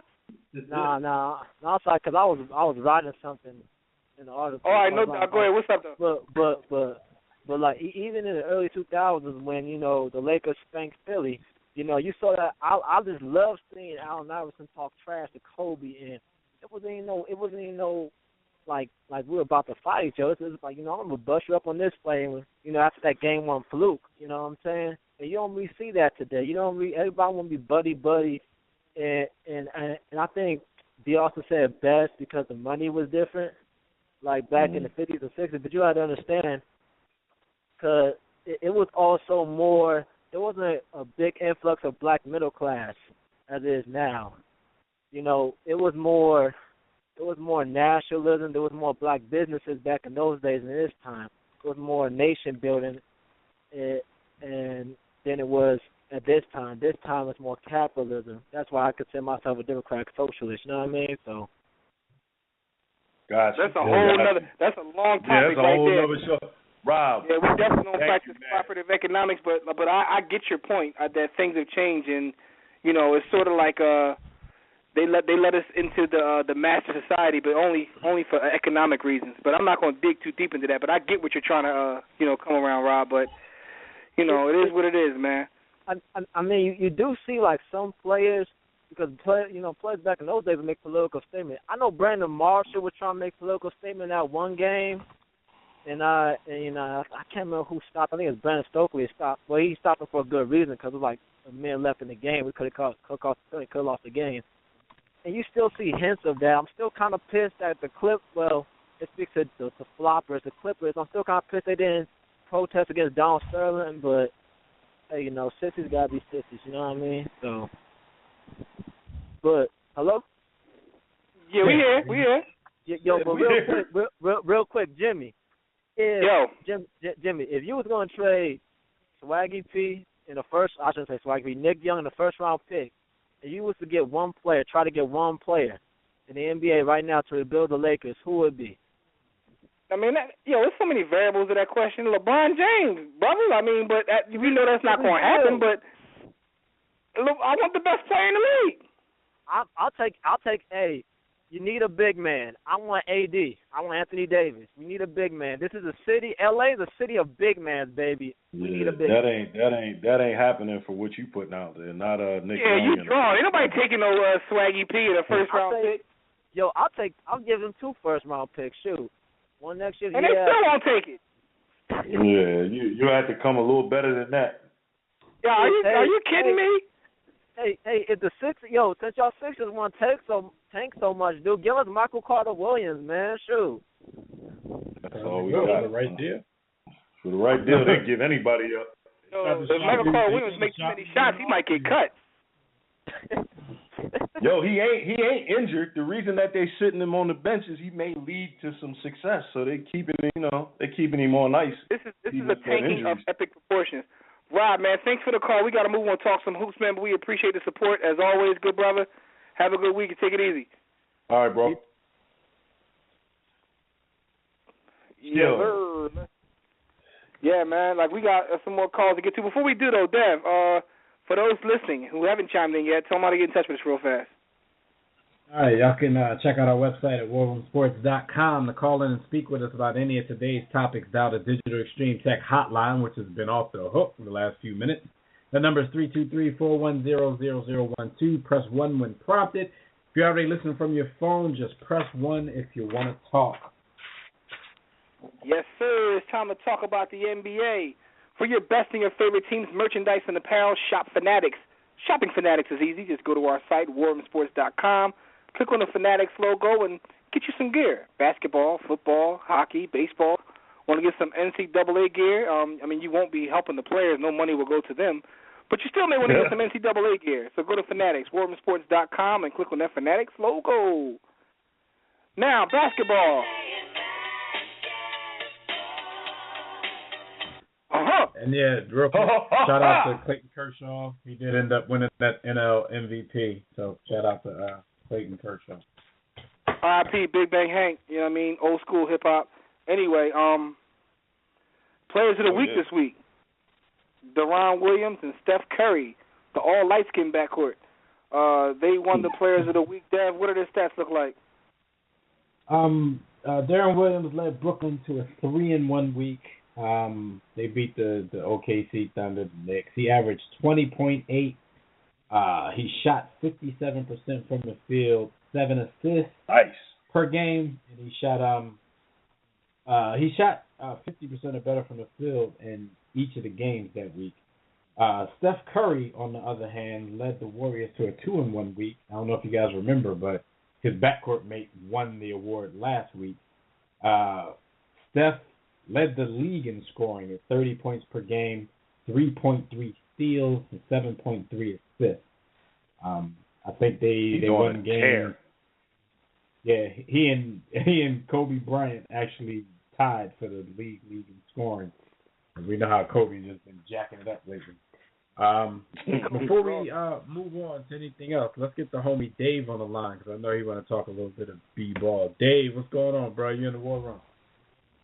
Fellas, what's going on, man? R.I.P. Bernard, man. He got to go sit down, dog.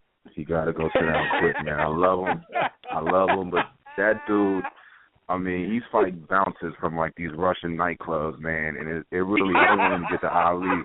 I don't want the Ali to happen, man. You know what I'm saying? If he sits down right now, he took an L. His legacy's intact. That's the baddest man one of the baddest men to ever do it. You know what I'm saying? Representing Philly really well. So you have to get that out there real quick. Right. But yeah, man. I've never seen somebody take an L and get so much praise in taking an L. So he could just ride off into the sunset now. But what's up? What you want to rap about? Yeah, I knew it was a rap when they had it on regular HBO. I was like, oh, they know he about to get it, you know what I'm saying? So they just put it on everybody. You know what I'm saying? Everybody had access. Ain't nobody paying $50 to see that. But, yeah, man, this week has been a tough one, obviously, for Chicago fans. You know, and I revert to this statement right here, and I believe this 100%. God don't like ugly. And when it comes to the Bears, just like it comes to the Bulls right now with this whole Derrick Rose thing, first of all, people got to really chill when it comes to throwing the competitive aspect out here. This guy, and me personally, I've experienced 2 torn ACLs in the same knee. You know what I'm saying? Like, when it happens that early and you have, you know, this big contract to live up to and all these years, it's just supposed to be the cornerstone, which you are the cornerstone of the franchise, your hometown. I mean, if your morality, you know what I'm saying, your basketball mortality, flashes before your eyes. You know what I'm saying? Like y'all said, he ain't the smartest guy in the classroom. You know what I'm saying? He didn't get good grades like that. He's not, you know, when he talks, I really cross my fingers and make sure he just doesn't say something just totally stupid that makes him just, you know, seem like he rode the shorter bus to school. But at the end of the day, he's the baddest man out here. And I'd rather you put a decent team around this man so he won't have to go as hard. I revert to it all the time, and Deb, you're probably going to laugh because you know I talk about this, man. But when you sign Carlos Boozer to $75 million, you totally you totally hold your franchise hostage. You can't sign any competent backups, any competent wing players. You got Luol Deng, who's like the anti-LeBron. He has the capability and the physical attributes to be like a LeBron, but his game's not there basketball IQ-wise. He's a set shooter and a decent defender.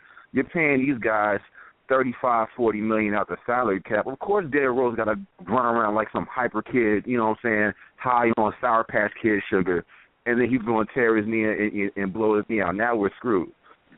Finally, they kind of diversified the salary cap. They brought my man Nikolai Mirotic in for $6 million, got Paul Gasol in there for $7 million. Aaron Brooks, who's a big contributor, you know what I'm saying, got him in for under $1 million. I'm fine with him sitting out every other game if he has to.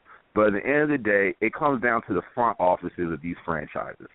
When your front offices don't know what they're doing, like the Bears right now, you over here, you want to fire Lovie Smith because his offensive scheme wasn't where it is. You go to Craigslist to get a defensive coordinator, and the words of Richard Sherman, these are the results you're going to get. Straight up.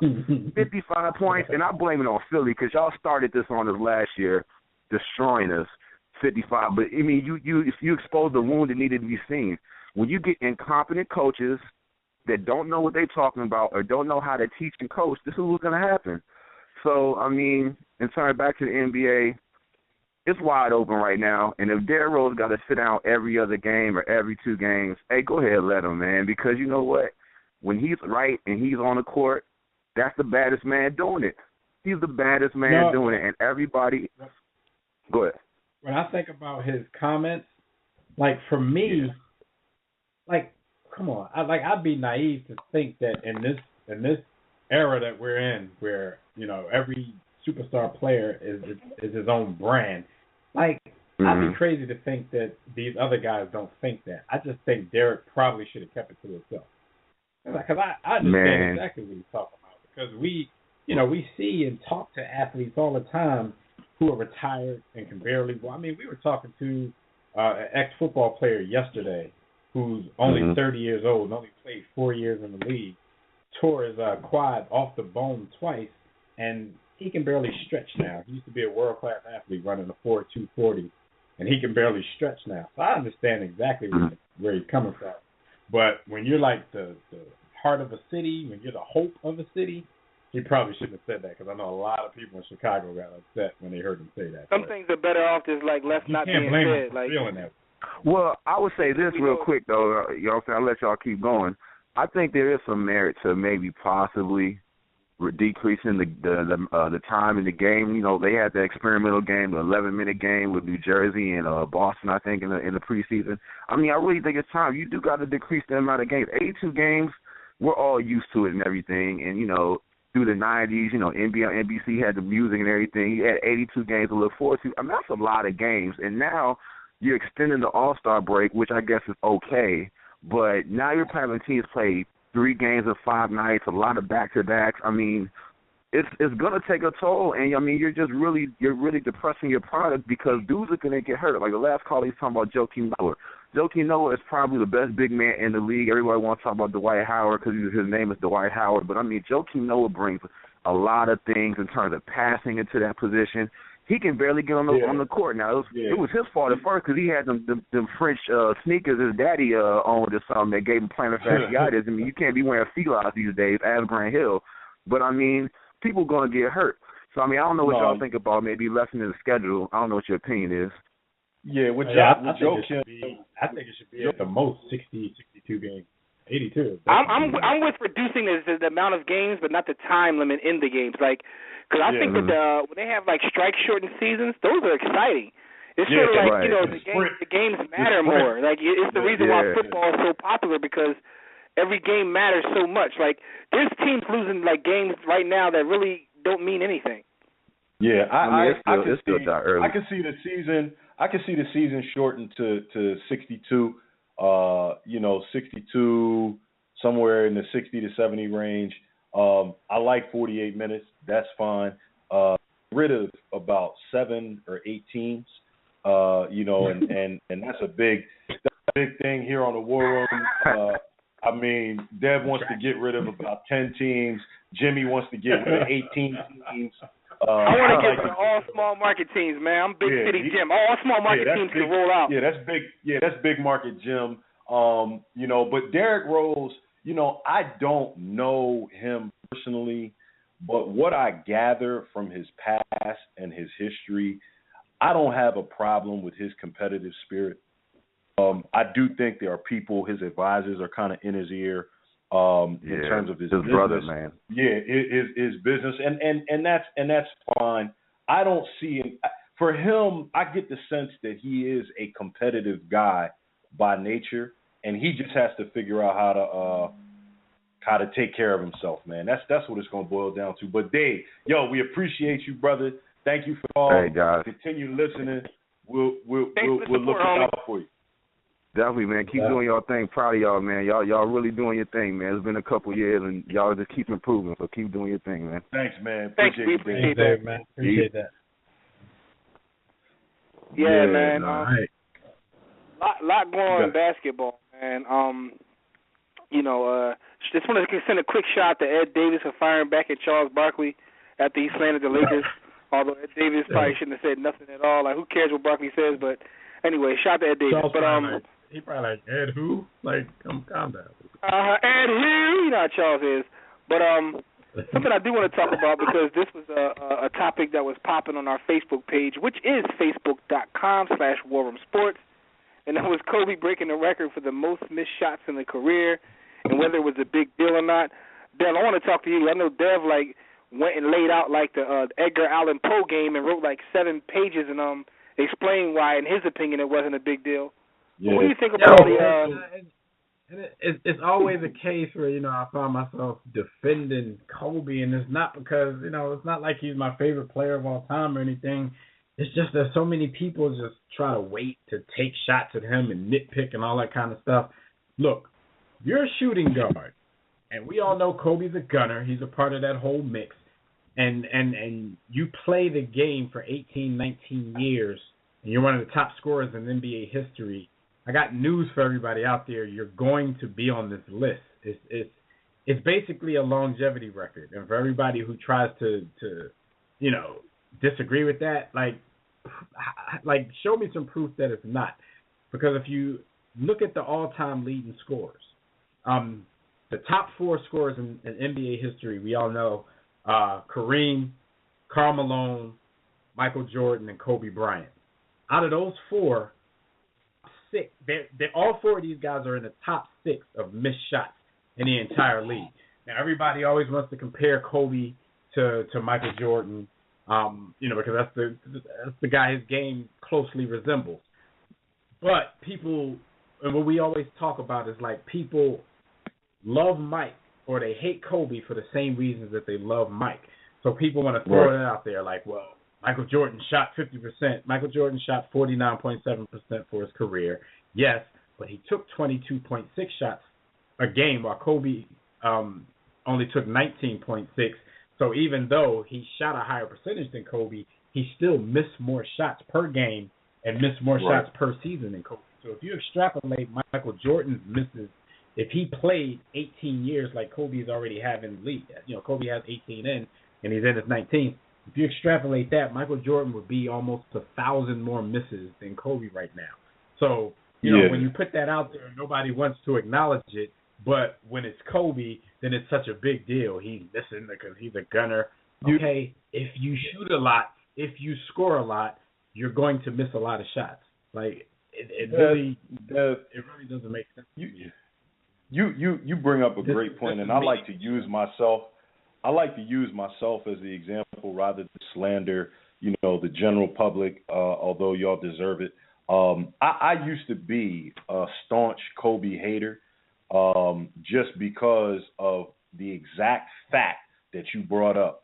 Kobe Bryant is the closest thing to Michael Jordan that we've ever seen or ever had. All the other heir apparents have long since fallen off, you know, whether it's you're talking about a Ray Allen, a Vince Carter, T-Mac, whoever. So he's so close that he makes you uncomfortable. And then I kind of harken back to a point that one of our earlier callers and a brother who's a member of the War Room Sports Podcast Network made. And this time that we live in, Kobe is cut from a cloth that is more akin to what you would find in your athletes in the 60s, 70s, and 80s than he is this current generation. He's kind of the bridge between the 90s and now.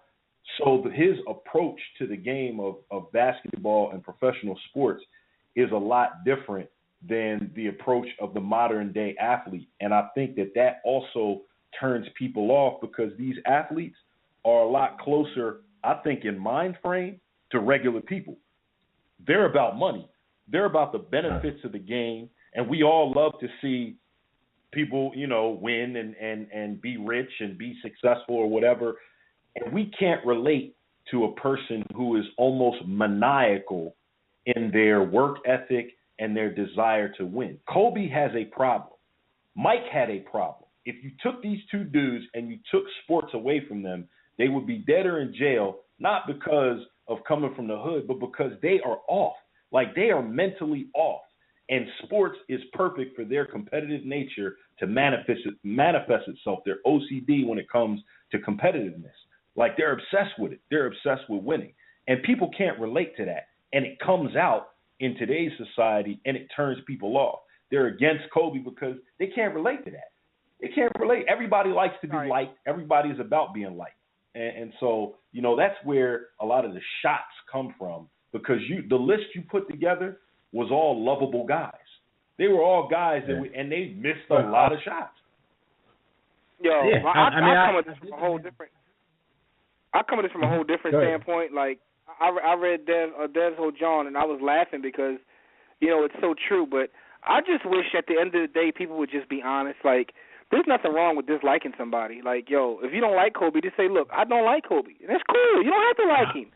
But to try to point fingers and try to poke at his game and use that as your reason, I would rather you just be honest and be like, yo, I just don't like Bull. And I will respect you. Like, cool. Because there's a lot of athletes I don't like, and I just don't like them, and I won't like them. I don't care whether they're nice or not. They could be nice. Yo, you can be nice, and I can give you props for being nice, and I don't like Jordan. He's a sucker. But he's still one of the best to ever play the game. I don't like him. I was having this conversation with somebody else kind of on a one-on-one earlier today, and that's how that conversation ended. Because I was like, to me, this seems like it's getting a little personal, between you and Kobe. And he fully admitted that it was personal. He's like, he's been tired over the last 10 or 15 years of Lakers fans gobbling him up and posting all this stuff every time Kobe does something. He's like, now I get a chance, that he's shooting 39% this season. I get a chance to take shots at him, and I'm going to take shots. I was like, respect. I mean, at least you said it. You just don't like the Bull because, he kept harping on his shooting percentage and stuff like that. Kobe for his career shoots 45.3%, which is not a bad shooting percentage, but everybody wants to hold that bar, that Michael Jordan bar. Of the top 10 scorers of all time, only 2 of them are guards, and that's Kobe and Michael Jordan. Only about 4 of them shoot under 50%, and that's Kobe Bryant, Michael Jordan, Dirk Nowitzki, and Elvin Hayes. So out of that 4, only 3 of them really have an excuse to shoot under 50%. Kobe and Michael because they're guards. Dirk because, he shot a lot of three-pointers.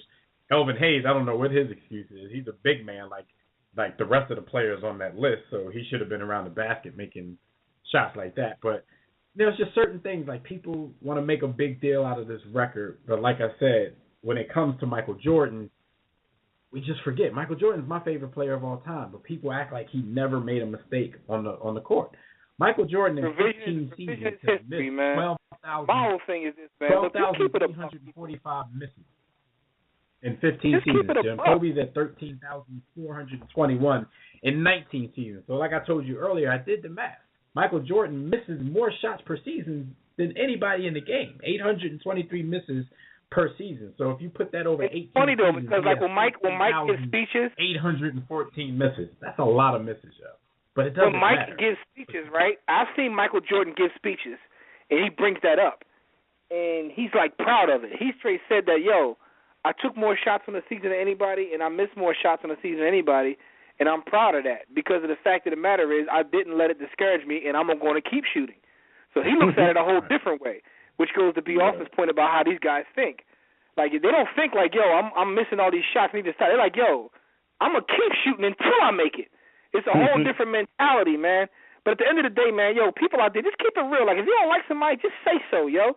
Don't try to make excuses as to why they're not good at their craft when these guys are amongst the greatest to ever touch the basketball. But if you don't like them, you don't like them. Like, Jordan's a sucker, in my opinion, but he's still a great basketball player. The new cliche, you know, how, you know, championships are the end-all, be-all sports, you know, for every player. I don't know where folks came up with that, because if it was like that, they wouldn't get paychecks. And then, you know, in basketball, field goal percentage has moved up the ladder of importance, like you wouldn't believe. Now, we can get off of this topic, but I just want to show you, I just want to, you know, let the listeners know some facts that kind of lend itself to the notion that this is a longevity record. We just talked about Cy Young winners, the best pitcher in each league every year, Cy Young winners. Guess what pitcher had the most losses in MLB history? Cy Young. Roger Clemens. He has the most career wins at 511, but he's 94 ahead of the closest competitor as far as how many games he's lost in his career, which is 300. How about in the NFL? Reggie Jackson has the most career strikeouts in Major League Baseball. Ricky Henderson has been caught stealing the most times out of any player in MLB history, and Ricky Henderson is the steals master. We all know Jimmy's boy, Brett Favre, has the most interceptions in NFL history, and his touchdown record was just broken. Nolan Ryan, who has the most strikeouts in MLB history, also has the most walks in MLB history. So it's a trend. If you're good at what you do and you do it a lot, Martin Brodeur has the most goals given up in hockey, and he's been playing for 21 years. That's going to happen. So it's not a big deal. But I'm sure, like Jimmy said, you know, people just don't like the cat. So no matter what we say, it's still going to be a big deal. Listen, man, you could point at any athlete that's played forever and point at flaws. There's been no perfect athlete in any sport. All of them have flaws. So therefore, like, yo, just keep it a buck and keep it honest as to why you're saying what you're saying. Stop the lies, yo. Kobe has a lot of haters. We know that. But to say that, you know, he's not good or he's not on that level because of his missed shots is just ridiculous, man. That's all I got to say about that, man. Keep it real, people. Anyway, man. Shout out to Dirk moving into ninth place on the scoring list. He passed Hakeem. That's exactly what I was going to say. Dirk Nowitzki. Yeah. He passed Hakeem, he's the highest Dream Elijah non-U.S. born player ever. Nice. Shout out to Dirk and the one-legged fallback. I still think Hakeem's better. FOH, Dirk. Of course. That's not even a question. No doubt.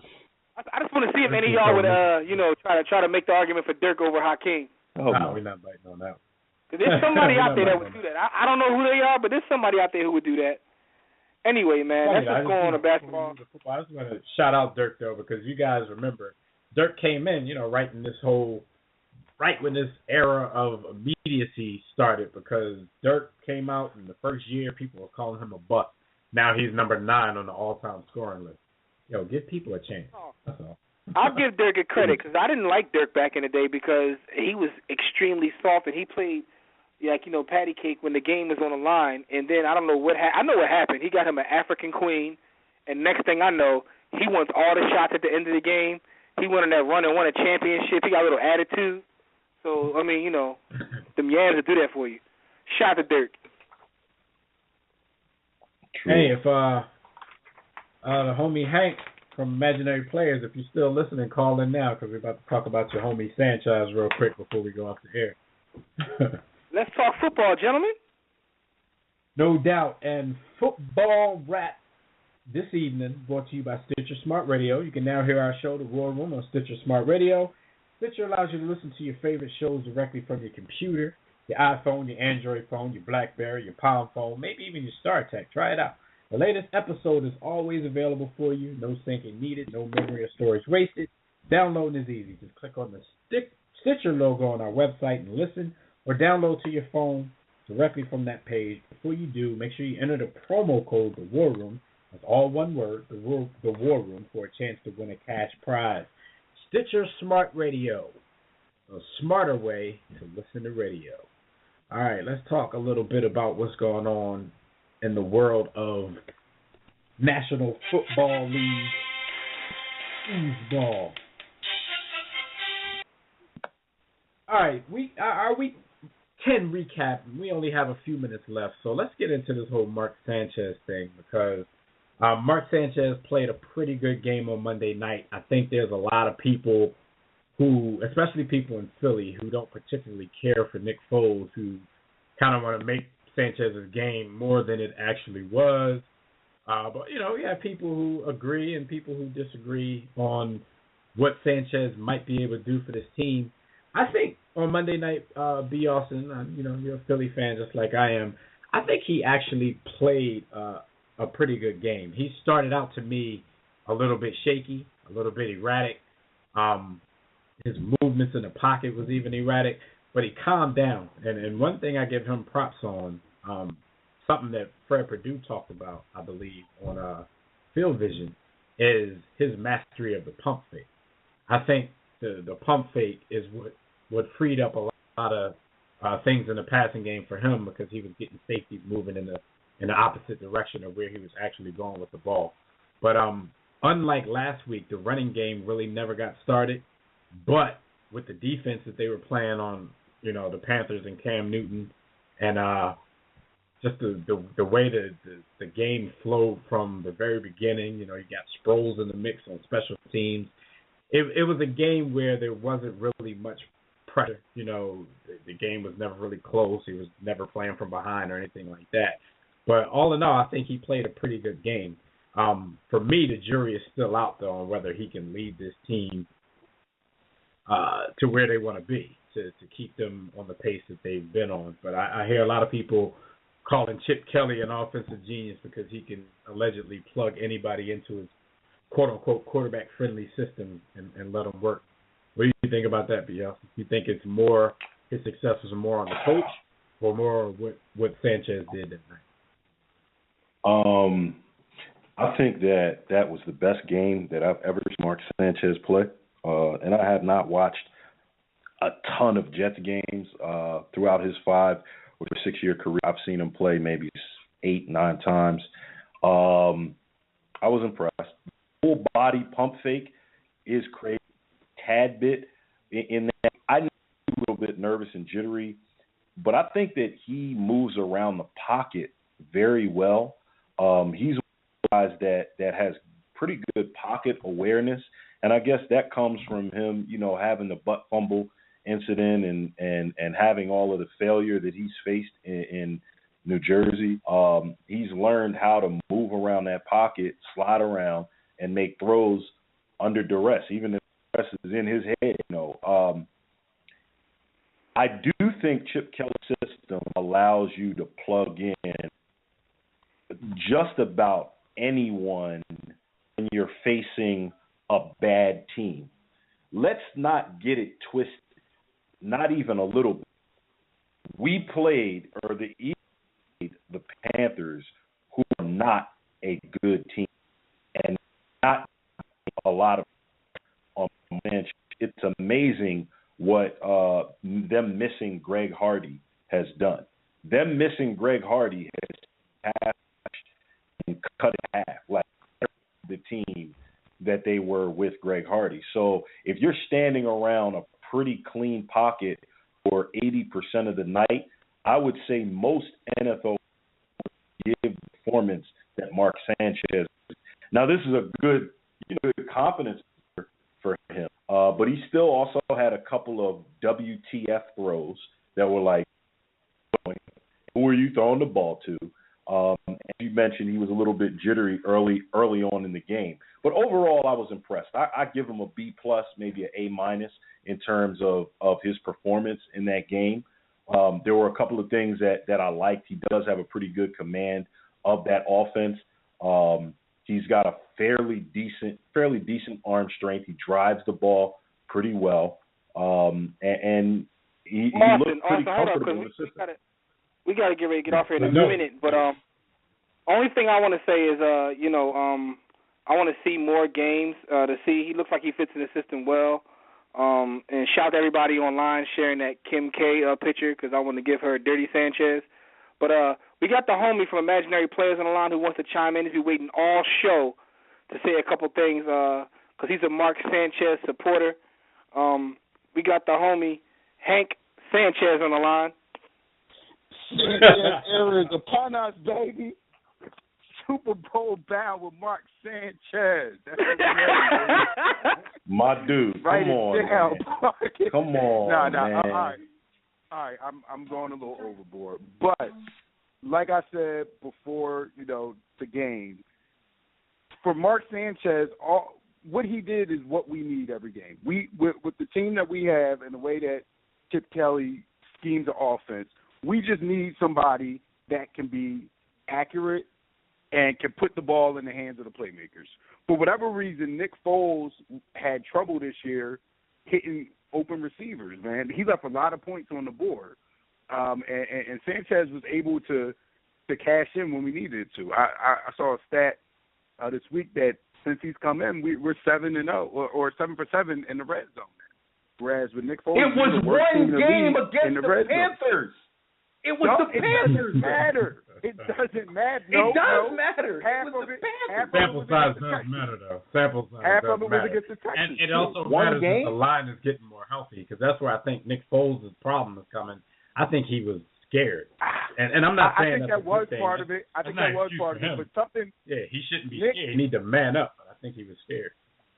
Yeah, I think that was part of it. But Nick definitely missed some open receivers. He left some points on the board. And like I said, we just need somebody to operate the machine that Chip Kelly has built for this team. So that's all. I'm kidding when I start overreacting and talk about Sanchez taking this to the Super Bowl. I know he's gonna make a big mistake here or there, but so was Nick Foles. Like I really don't see a drop down between the two of them. Maybe from what Nick Foles was last year. I mean, how do we know that? Nick Foles was like how do we know that? Because all we've seen ever. I just want to see more. Like I'm not one way or the other. Yeah. I'm not saying that Mark Sanchez isn't a better fit, but I just need to see more. I do understand where people are coming from. When Nick Foles definitely didn't look the same. I watched Jaworski's show and he was breaking down all the missing throws that Foles just didn't make this year that he made last year. So I don't know whether it was people catching up to his game, whether he's feeling himself, but I need to see more from both guys before I make a determination on who's the best fit long term. I think he's but it's good to see that he can come in and still win. He bitching. Yeah. I think he's just letting the ball go early, especially on the deep. Patchwork offensive line. Look, at the end of the day, as long as we got Darren Sproles, we got a chance, man. Damn. I said this week on Twitter, man. I want to know if it's too late to change my son's name to Darren Sproles. I named him after me, but they the same height, so I was thinking about just go ahead and name him Darren Sproles now. Hank, that dwarf, Hank, that dwarf is nice. That little midget, nice. go. Yo, man. Hey, yeah, we definitely had to get you on this conversation, Hank, man. Thanks for the call, man. No doubt. And we'll be doubt. it up with you, man. All right, homie. All right, brother. I'll let you. All right, man. All right. Yeah, but he represents a lot of people who feel that way about Mark Sanchez. So we'll see what happens long term. For more football talk, don't forget World Sports TV. We do know that Hank, Hank is not 100% serious in everything he's saying, but there's actually he's trolling. He's trolling, but it's still hilarious, though. Yeah. But some people out there aren't. They're dead serious, and you just got to remind them we got to wait a little while. Sanchez coming into that game had more career interceptions than he had touchdowns, so I'm not ready to think he's turned the corner yet. I have to see it. Gentlemen, we definitely got it. We got to get out of here. There's one thing I want to ask both of you, and just give me a team that you're going to win, because I can't believe I'm saying this, but we have the 7-2 Lions at the 8-1 Cardinals. How crazy is that? Dev, who you got? I got the Lions in this one. Okay, how about you, B. Austin? Cardinals. Yeah, I'm rolling with the Cardinals too, man. they're going to have a great game because they got a new quarterback, so they're going to be all pumped up. I'm taking the Cardinals in that game. But how about that 7-2 versus 8-1 Cardinals and Lions? Like, yo, what's going on? Anyway, thanks for joining us in the War Room, good people. Shout out to everybody in the chat room, those Facebook, Twitter, the callers who chimed in. We got a bunch of calls we didn't get a chance to get to. We apologize, but check us out online, Facebook, Twitter, and check back next week. Special thanks to Fred Perdue of collegefootballextra.com for joining us to talk college football. Tune in next week, same time, same place. WRSPN.com is our podcast network. You can check us on demand there. Next week, we'll recap NFL Week 11, look forward to Week 12, talk more NBA. So until then, enjoy your week and see us right back here. Don't forget, again, Facebook and Twitter, Instagram as well, at War Room Sports. Our videos, WarRoomSportsTV.com. All of our network shows, WRSPN.com. And that's it. Until next time, everybody, don't accept mediocrity. Be steadfast in the war against ignorance. We'll see you chumps on top. And excuse the audio difficulties tonight. We'll get that cleared up by next week.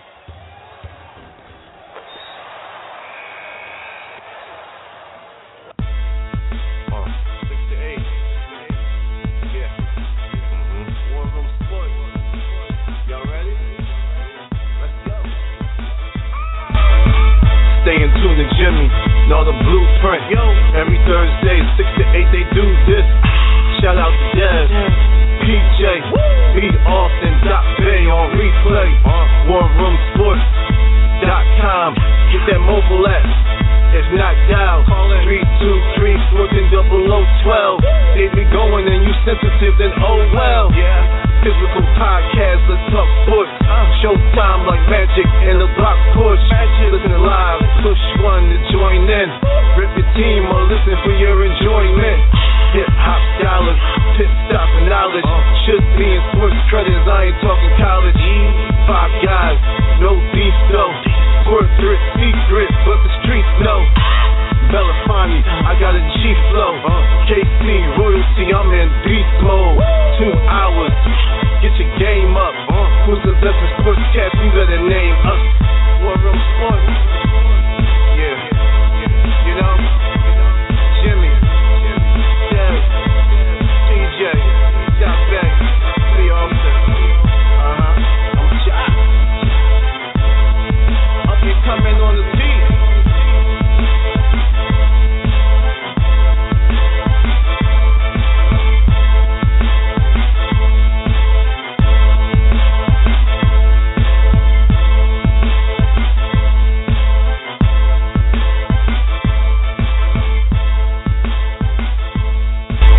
War Room Sports.